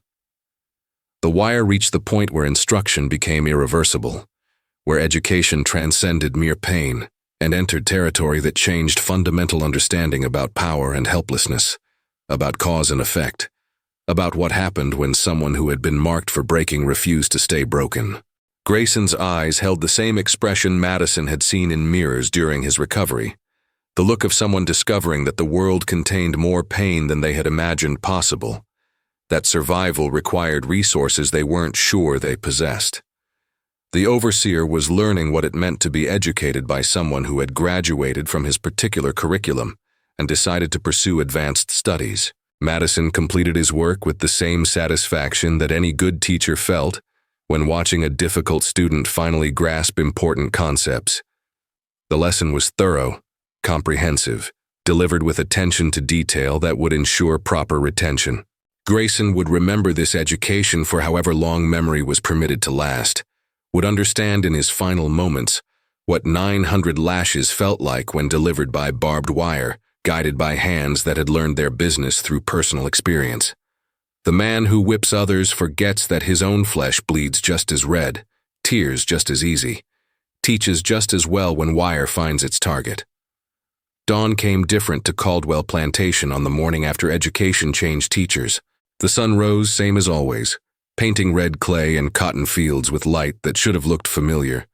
But something in the air had shifted during night hours, something that made even the mockingbirds sound uncertain when they tried to sing their usual songs. Madison was back in his cabin when morning horn sounded, lying on his pallet with eyes closed and breathing steady, giving every appearance of someone who had spent peaceful night recovering from old wounds. Celia woke and studied her son's face, sensing change in him but unable to name what was different. His scars remained visible, raised roads across skin that would never be unmarked, but something about his expression had shifted, like a man who had completed important business. The field hands gathered for morning assignments as always, shuffling from their quarters with sleep still heavy in their eyes, carrying hoes and cotton sacks that would define their day from sunrise to sunset. But when they reached the usual gathering place near the cotton gin, they found themselves waiting longer than normal, looking around for overseer who should have been there already, mounted on his gray mare and ready to deliver orders. Old Pete was first to notice Grayson's horse standing riderless near the cabin, reins dragging in dirt, saddle empty as promise of freedom. The animal seemed nervous, stepping sideways and rolling eyes white as cotton bolls, like it had seen or smelled something that contradicted everything horses understood about normal plantation routine. "Where that overseer at?" whispered Aunt Dinah, her voice carrying the kind of wariness that came from years of learning that when white folks changed their patterns, colored folks usually paid the price.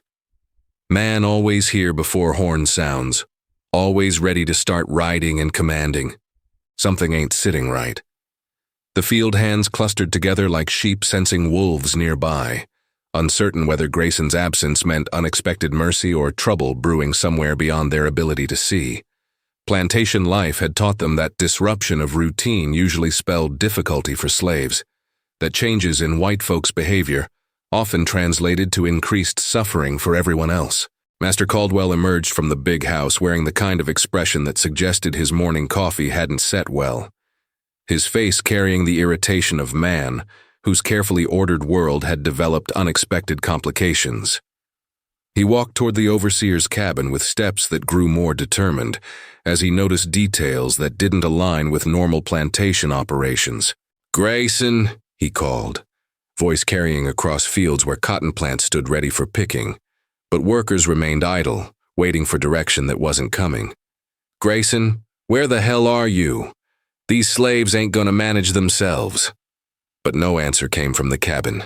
No sound of movement from inside the structure where overseer should have been preparing for another day's work. Master Caldwell's irritation shifted toward concern as he approached the door, noting that it stood slightly ajar when it should have been closed, that something about the morning air carried scents that didn't belong in proper plantation atmosphere.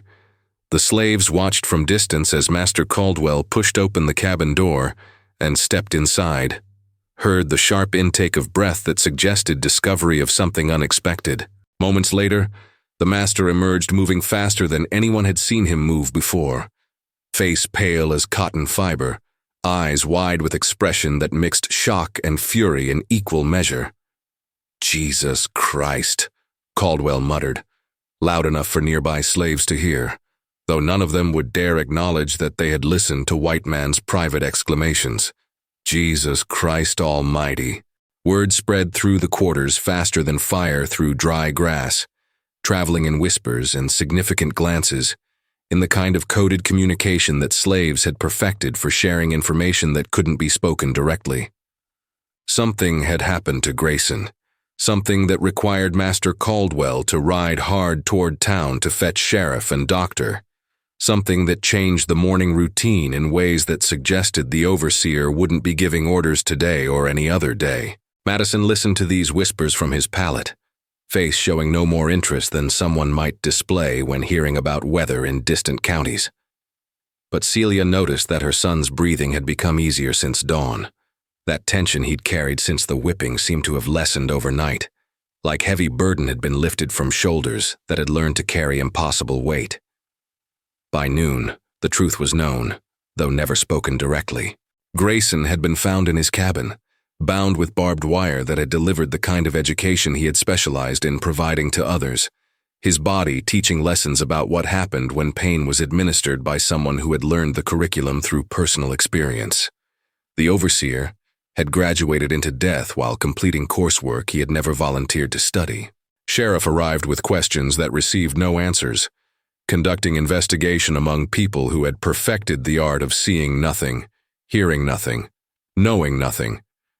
When white folks came looking for information about events that might implicate colored folks in activities that white folks wouldn't approve of, every slave questioned demonstrated profound ignorance about anything that might have happened during night hours, claiming deep sleep and complete unawareness of any disturbances. Master Caldwell hired new overseer within the week, a nervous man from Alabama, who had heard stories about what happened to Grayson and approached his duties with caution that bordered on timidity. The new man carried regular whip instead of experimenting with wire, delivered punishments that were harsh but not creative, treated slave management like dangerous business that required careful attention to not crossing lines that might provoke responses he wasn't prepared to handle. But the most significant change was in the silence itself. Before Grayson's education had been completed, plantation mornings had rung with work songs, spirituals, the kind of music that helped field hands endure another day of cotton picking and cotton chopping and cotton ginning. Now the songs had stopped, not from sorrow but from something deeper, the understanding that some victories were too dangerous to celebrate openly, some justice too fragile to acknowledge with anything louder than satisfied quiet. Madison returned to fieldwork with scars that mapped his body like raised roads, but his movements carried different quality now, confidence that came from surviving education that was meant to kill and emerging stronger rather than broken. Other slaves gave him space without making show of it, recognizing that he had crossed into territory where few people traveled and fewer still returned unchanged. The quarters buzzed with whispered stories about what might have happened in Grayson's cabin, tales that grew more elaborate with each telling but always ended the same way, with overseer learning lessons he had never intended to study, with justice delivered by hands that had been educated in its proper application through 900 demonstrations of barbed wire technique. That morning, nobody was ordered to sing. Nobody was commanded to display happiness about another day of unpaid labor. The silence itself became music, became prayer, became testimony that some stories wrote themselves in blood and wire, that some education was reciprocal whether teachers planned it that way or not. And in that silence, Madison's name began its transformation from simple designation into something larger, legend, warning, promise that plantation justice wasn't always delivered by white hands carrying whips, that sometimes the wire remembered who had used it first and decided to provide instruction to both teacher and student until everyone involved understood the curriculum completely. Veer had changed sides like wind changing direction, and everybody felt the difference even if nobody dared speak it aloud.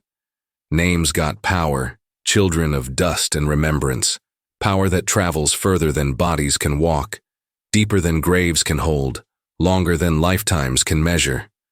Madison's name started walking the night Grayson's education got completed, started moving from plantation to plantation like wind carrying seeds, like water finding new ground, like fire jumping from one dry field to another. First it was whispers in the quarters, hushed voices sharing impossible stories in languages that masters couldn't understand, even when they heard the words spoken plain. Field hands who had witnessed the silent morning when overseer failed to appear would gather after work songs ended, when darkness made speaking safer, when tired souls needed hope more than they needed sleep. "You hear what happened over at Caldwell Plantation," they'd murmur, voices soft as prayer but carrying weight like thunder. "You hear about that boy Madison, the one took 900 lashes with barbed wire and lived to see sunrise. Stories travel different in slave quarters than they do in big houses, grow stronger rather than weaker with each telling, accumulate truth instead of losing it.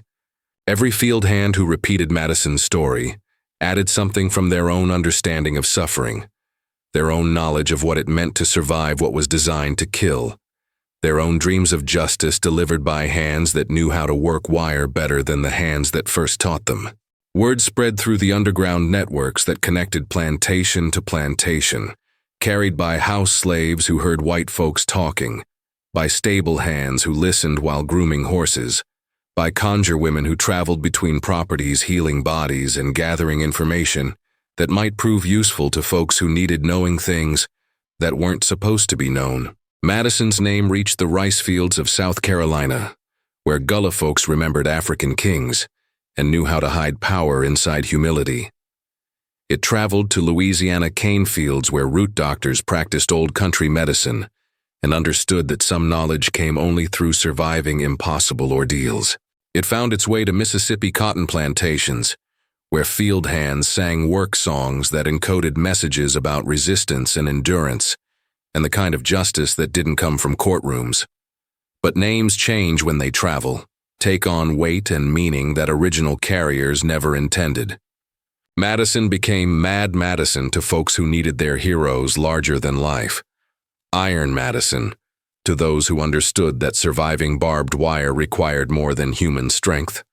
Madison the Unchained to people who saw in his story proof that no bondage could hold forever against determination backed by ancestral power. Some said he had conjure woman blood, that his grandmother had taught him secrets about separating spirit from flesh when pain became unbearable. Others claimed he carried mojo bag filled with graveyard dirt and enemy's hair, that he knew how to call on spirits who remembered African freedom. Still others whispered that he had made bargain at crossroads, traded something valuable for knowledge of how to turn suffering into strength.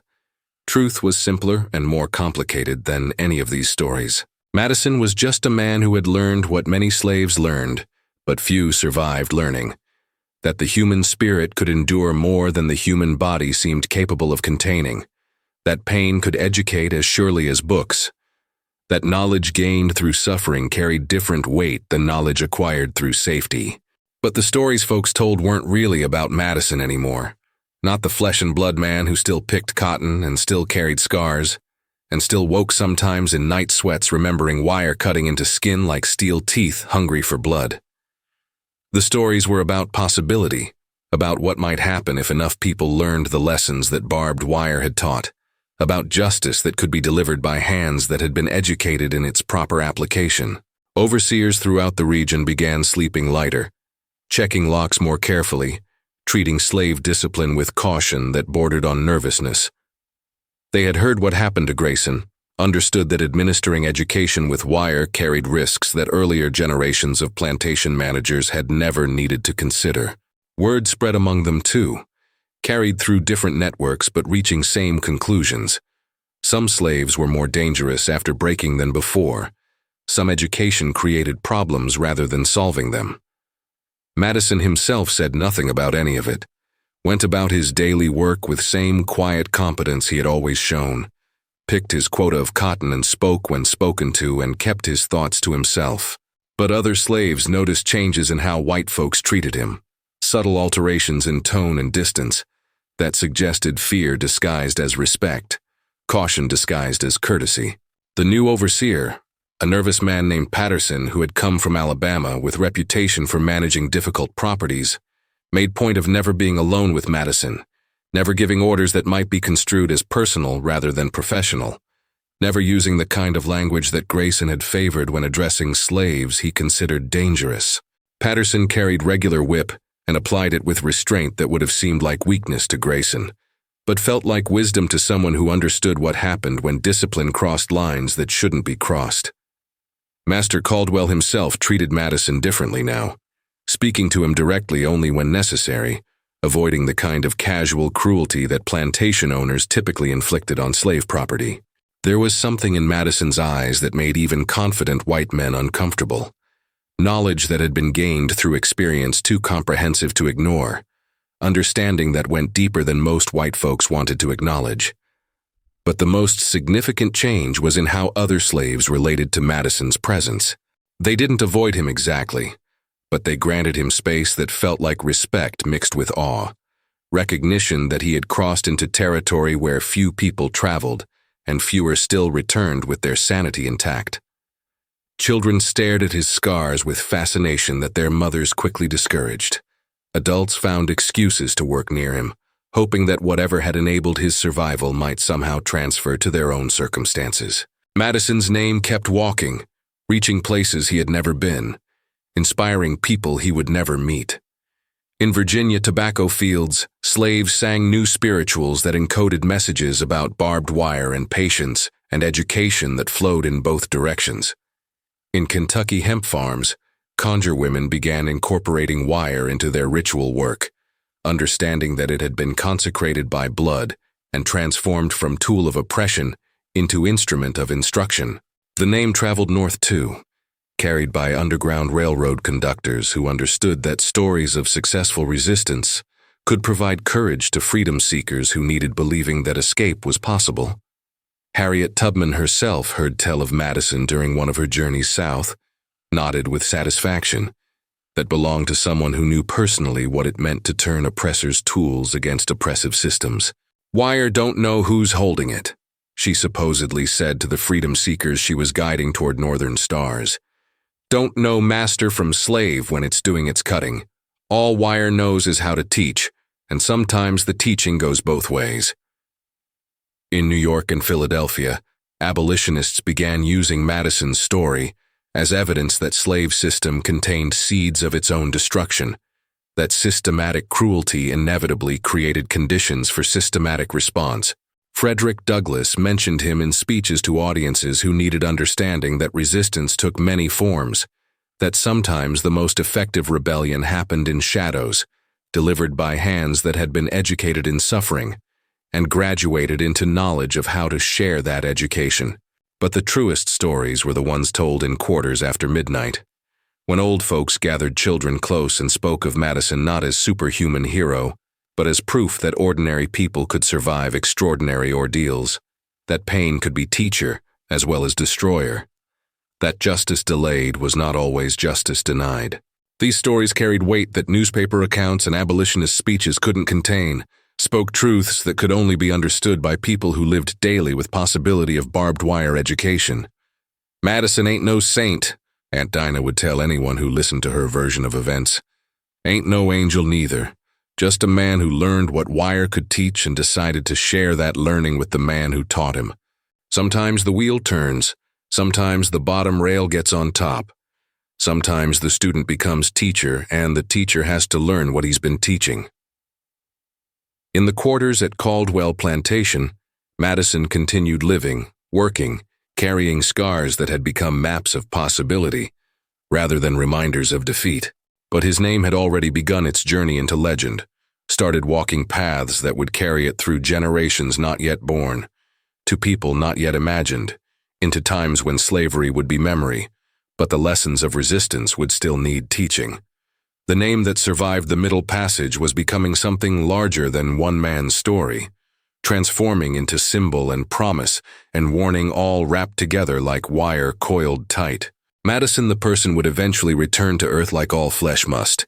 But Madison the name, Madison the lesson, Madison the proof that no chain holds forever, that would keep walking long after the man who first carried it had laid down his burden and found whatever peace waits on the other side of suffering.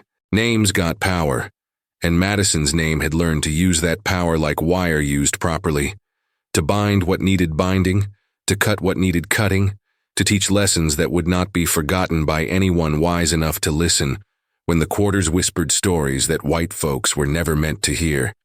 The crack opened slow, like ice beginning to split under spring warming, like foundation stones settling in ways that made whole structures tremble.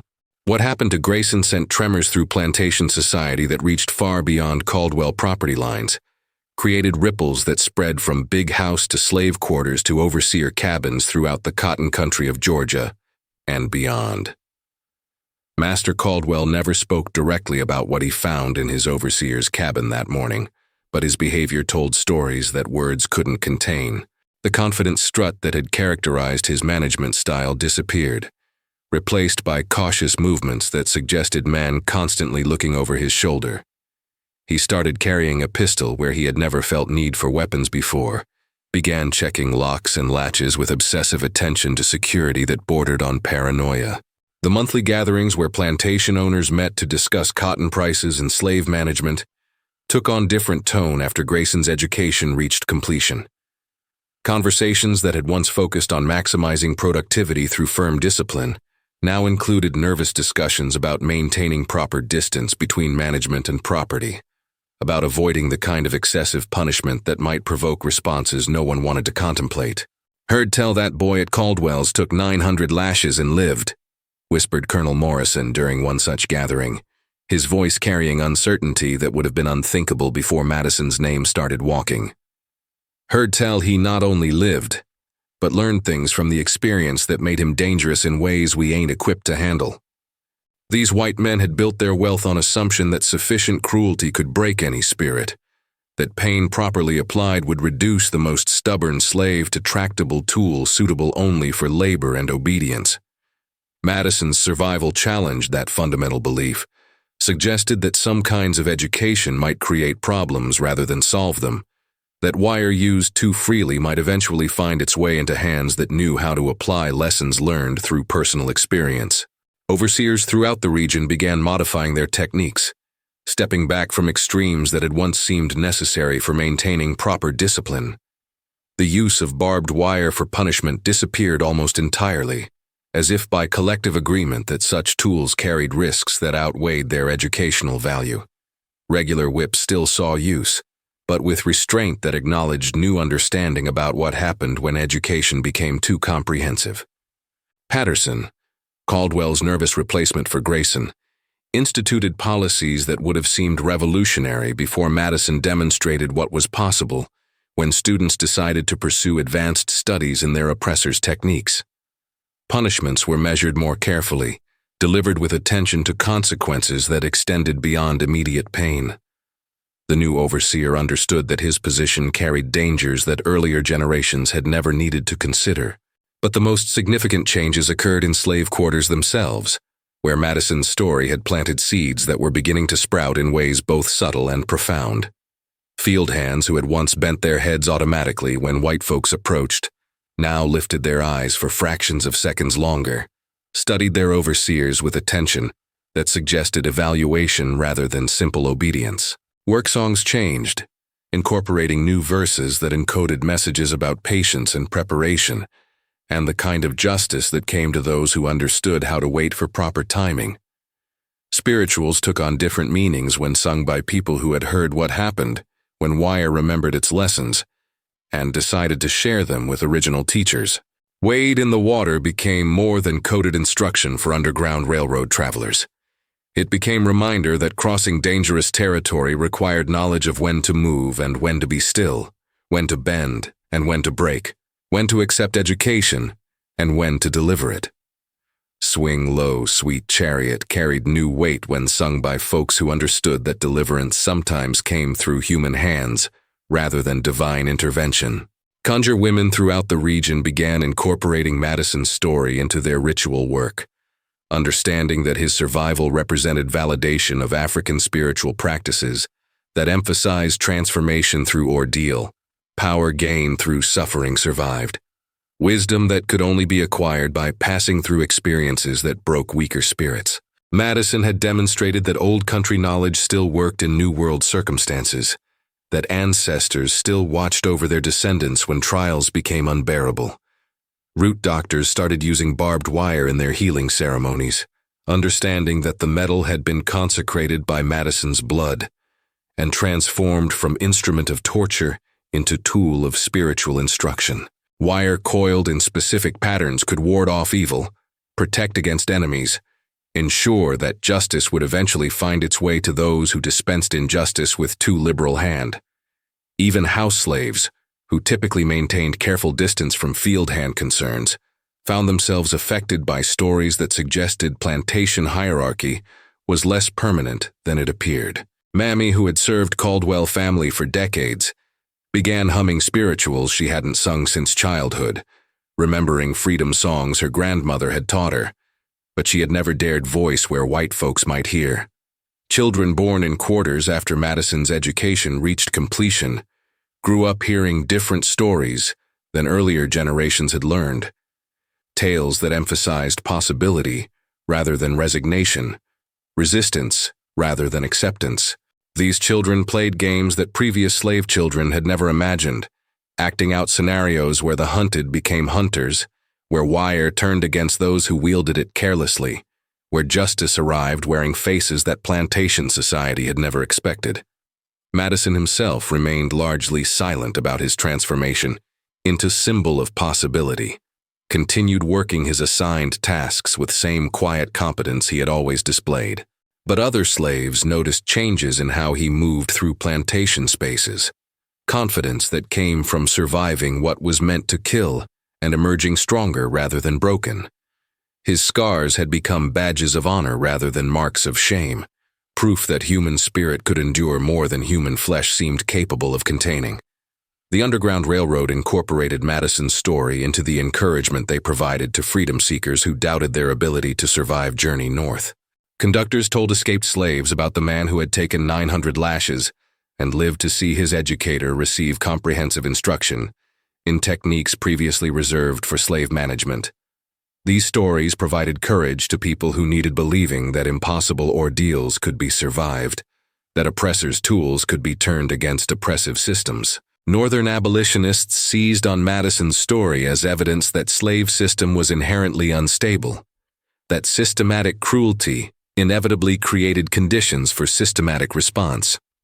Newspaper articles appeared describing the barbed wire incident in language that emphasized slave resistance while avoiding details that might provide instruction to readers who possessed neither moral authority nor practical necessity for such education. But the most profound changes occurred in daily interactions between white and colored folks throughout plantation society. Subtle alterations in tone and expectation that suggested fundamental shift in power dynamics. White men who had once delivered orders with absolute confidence now chose their words more carefully, avoided language that might be construed as personal rather than professional, maintained physical distance that suggested respect, disguised as caution. Madison's name had opened crack in system that seemed impermeable, demonstrated that no oppression was so complete that it couldn't be challenged by people who learned its techniques thoroughly enough to apply them with deadly effectiveness. The crack was narrow, barely visible to casual observation, but significant enough to let light pass through, to suggest that walls built on human bondage contained weaknesses that could be exploited by those with sufficient patience and determination. Plantation owners throughout the region instituted new policies designed to prevent replication of Caldwell's educational disaster.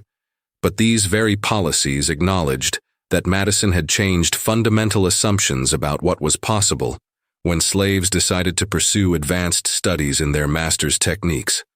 The crack was spreading, slowly but steadily, creating possibilities that earlier generations of enslaved people had never dared imagine. In quarters throughout Cotton Country, old folks gathered children close and told stories about the man who turned wire against wire user, who demonstrated that pain could educate in both directions, who proved that student could become teacher when circumstances provided proper motivation. These stories carried weight that laws and constitutions couldn't contain, planted seeds that would eventually grow into movements that would shake plantation society to its foundations. The crack Madison had opened would eventually become chasm, then canyon, then transformation so complete that slavery itself would become memory rather than reality. But that lay in future none of them could envision. For now, it was enough that crack existed, that light was passing through, that change had begun in quarters where hope had seemed impossible, and justice had seemed like luxury that colored folks couldn't afford. Madison had proved that the impossible was merely improbable, that the unthinkable was just unthought until someone thought it, that the unsurvivable could be survived by people who refused to accept that surviving was impossible.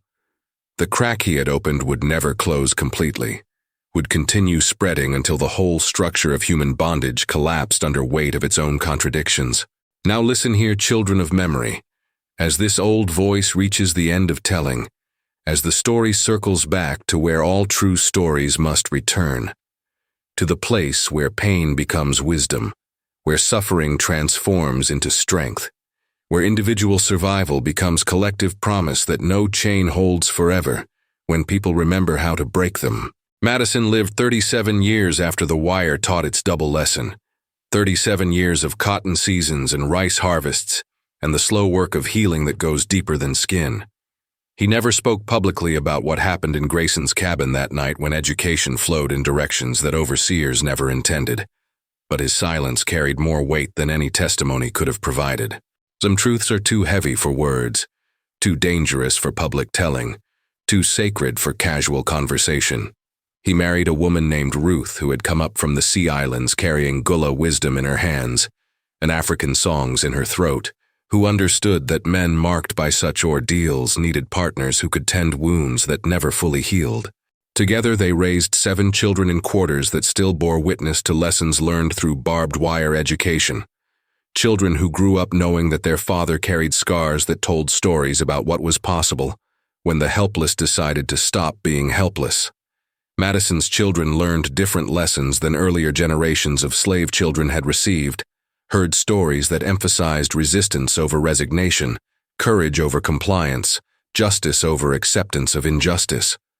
They played games that involved turning oppressors' tools against oppressive systems, sang songs that encoded messages about patience and preparation, and the kind of education that flowed in both directions when Wire remembered its lessons.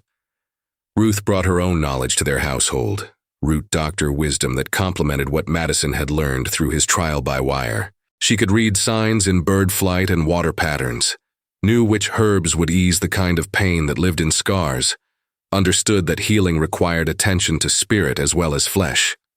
Together they created sanctuary, where people could speak truths that were too dangerous for daylight discussion. Their cabin became an informal gathering place for folks who needed hearing stories about survival, resistance, the possibility that oppressors' tools could be turned against oppressive systems when wielded by hands that had been educated in their proper use. Madison never preached or organized or called for revolution, but his presence served as reminder that no bondage was so complete that it couldn't be challenged by people with sufficient determination and proper timing.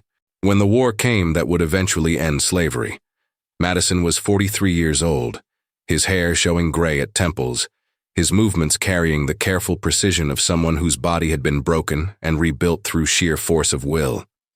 He watched young soldiers march past plantation boundaries wearing blue uniforms, listened to distant sounds of artillery that promised change nobody could predict or control. Madison died in 1878, 13 years after emancipation had transformed legal status, without necessarily changing daily reality for people who still worked same fields under different arrangements. He passed quietly in his sleep, surrounded by children and grandchildren who had inherited his scars in spirit, if not in flesh, who carried his story forward into times when barbed wire would be used for fencing cattle, rather than educating slaves. Ruth said that in his final moments, Madison smiled like someone who had completed difficult assignment, like student who had learned everything his particular curriculum required and was ready to advance to whatever educational opportunities waited beyond earthly experience. She said his last words were about wire remembering its lessons, about justice that came when people refused to accept that injustice was permanent. After Madison's burial, stories about him began changing shape again, transforming from memory into legend, from history into myth that carried weight beyond factual accuracy. Grandchildren who had never seen barbed wire used for punishment told stories about grandfather who had turned torture device against torturer, who had demonstrated that oppressors' tools could serve oppressed when applied with proper knowledge and perfect timing. The stories traveled north with great migration, carried by people who needed believing that survival was possible, even when circumstances seemed impossible, that justice could be delivered by human hands when divine intervention seemed delayed beyond reasonable expectation. Madison's name walked through Chicago factories and Detroit assembly lines, through Harlem jazz clubs and Philadelphia churches, through every place where people gathered to remember that resistance took many forms. Conjure women in New Orleans still tell stories about Madison when teaching young folks about patience and preparation, about the kind of education that comes through surviving what's meant to kill. Root doctors in Alabama incorporate his story into healing ceremonies, understanding that his scars represent transformation rather than merely survival, proof that human spirit can endure more than human flesh seems capable of containing.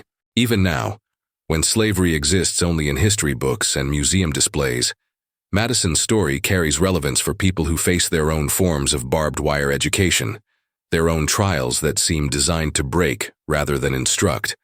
His example reminds us that oppressors' tools can be turned against oppressive systems, that knowledge gained through suffering carries different weight than knowledge acquired through safety. The plantation where Madison lived and died has long since returned to wilderness, cotton fields reclaimed by pine forest, slave quarters collapsed into memory, big house reduced to foundation stones that barely show above ground level. But something in that earth remembers, holds knowledge that goes deeper than archaeological evidence, carries stories that wind through pine branches when evening comes, and mockingbirds sing songs that encode messages about resistance and endurance. Sometimes local folks say, when moon is dark and night air carries weight of old sorrows, you can hear sounds that don't belong to present time, distant echo of work songs, soft murmur of spirituals, the particular silence that follows completed education. They say Madison's spirit still walks those woods, not restless or seeking revenge, but watching over place where he learned that survival was possible, even when survival seemed impossible. His story reminds us that memory has power to preserve what oppression tries to destroy, that names can walk farther than bodies can travel, that lessons learned through pain can provide education for generations not yet born.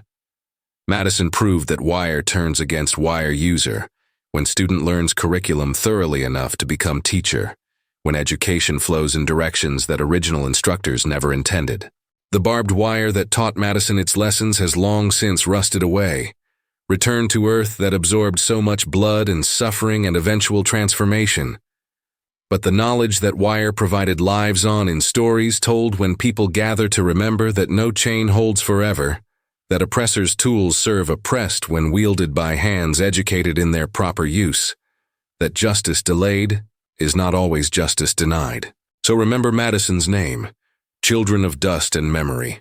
Remember how he turned 900 lashes into 900 lessons about what was possible when the broken refused to stay broken.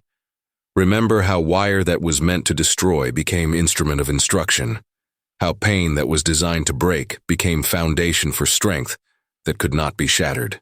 Remember that some stories are too important to be left to history books, too powerful to be confined to academic study, too necessary to be forgotten by people who still face their own forms of barbed wire education. These stories live in voices that carry them forward, in communities that preserve them, in the understanding that what happened to Madison could happen again when circumstances provide proper combination of oppression and resistance. The wire taught its lessons to both teacher and student, but only one of them learned what the curriculum truly contained. Grayson thought he was delivering education about submission and fear, but Madison learned something different, that survival was possible, that oppressors' tools could serve oppressed, that justice would eventually find its way to those who dispensed injustice with too liberal hand, who suffered, who resisted, left memory, and memory we keep here, in the stories that connect past to present, that remind us what's possible when people refuse to accept that oppression is permanent. We guard these stories like precious seeds, plant them in young hearts that need believing survival is possible, nurture them in communities that understand their power to transform suffering into strength. And that's how the name keeps walking, how the lessons keep teaching, how the wire keeps remembering what it learned from hands that had been educated in its proper use. These stories live on in voices that refuse to let them die, in memories that preserve what oppression tries to destroy, in the understanding that some education is reciprocal, whether original teachers intend it that way or not. They say his spirit walks still, in places where barbed wire taught its hardest lessons, where pain became wisdom, where suffering transformed into strength. They say you can hear his voice in wind through cotton fields, in spirituals sung in hidden places, in the particular silence that follows completed education. They say Madison's story ain't finished, just waiting for new voices to carry it forward, new generations to learn what wire can teach when it's guided by hands educated in its proper use. So listen close, children of memory, and remember what we've shared here tonight. Remember that some names survive what's meant to destroy them, that some stories carry power beyond their telling, that some education flows in directions nobody expects until wire remembers its lessons and decides to share them with original teachers. The scars healed, but the knowledge remained. The pain ended, but the learning continued. The wire rusted away, but the lessons lived on. And in that living on, in that continuance, in that refusal to let injustice have the final word, we find the power that keeps Madison's story walking, keeps his name teaching, keeps his example showing us what's possible when people learn to turn oppressors' tools against oppressive systems. His blood marked the earth where justice was delivered by hands educated in its proper application, where wire taught lessons it never intended, where student became teacher in curriculum nobody planned but everybody learned from. And in that teaching, in that learning, in that transformation of suffering into strength, we find what never dies, what never surrenders, what keeps walking through all the generations yet to come. Because some stories carry more than entertainment, hold more than history, preserve more than memory. They carry possibility, hold promise, preserve proof that the impossible is just the improbable waiting for right circumstances, right people, right understanding of what wire can teach when it's used by hands that know its lessons better than hands that think they own its education. That's the legacy Madison left behind, not revenge or hatred or desire for destruction, but proof that survival was possible, that oppressor's tools could serve oppressed, that wire turned against wire user, when circumstances provided proper combination of education and application. His story reminds us that justice comes in many forms, delivered by many hands, taught through many kinds of curriculum that original instructors never intended but students learned thoroughly enough to become teachers themselves. And so the telling ends where it began, with understanding that names got power, stories carry weight, and memories preserve what oppression tries to destroy. Madison's name walks on. His story teaches still. His example shows us what's possible when people refuse to accept that survival is impossible, that justice is delayed forever, that wire belongs only to those who think they own its education. Who suffered, suffered. Who resisted, left memory. And memory we guard in the sacred spaces where stories live, where voices carry truth forward through time, where lessons learned in pain become wisdom shared in love. This is where we keep what matters, what endures, what never dies no matter how much wire cuts or how many lashes fall or how often oppression thinks it has taught its final lesson. Here in these tellings, in these remembrances, in these voices that refuse to let truth die, we preserve what Madison proved, that the wire remembers its teachers, that education flows both ways, that justice delayed is not justice denied when people learn to deliver it themselves. And that learning, that remembering, that preserving lives on in legends of the lost slave quarters, where stories like Madison's find their home, their voice, their eternal walking ground where names that survived the impossible continue teaching lessons that oppression never intended, but survivors learned well enough to pass along.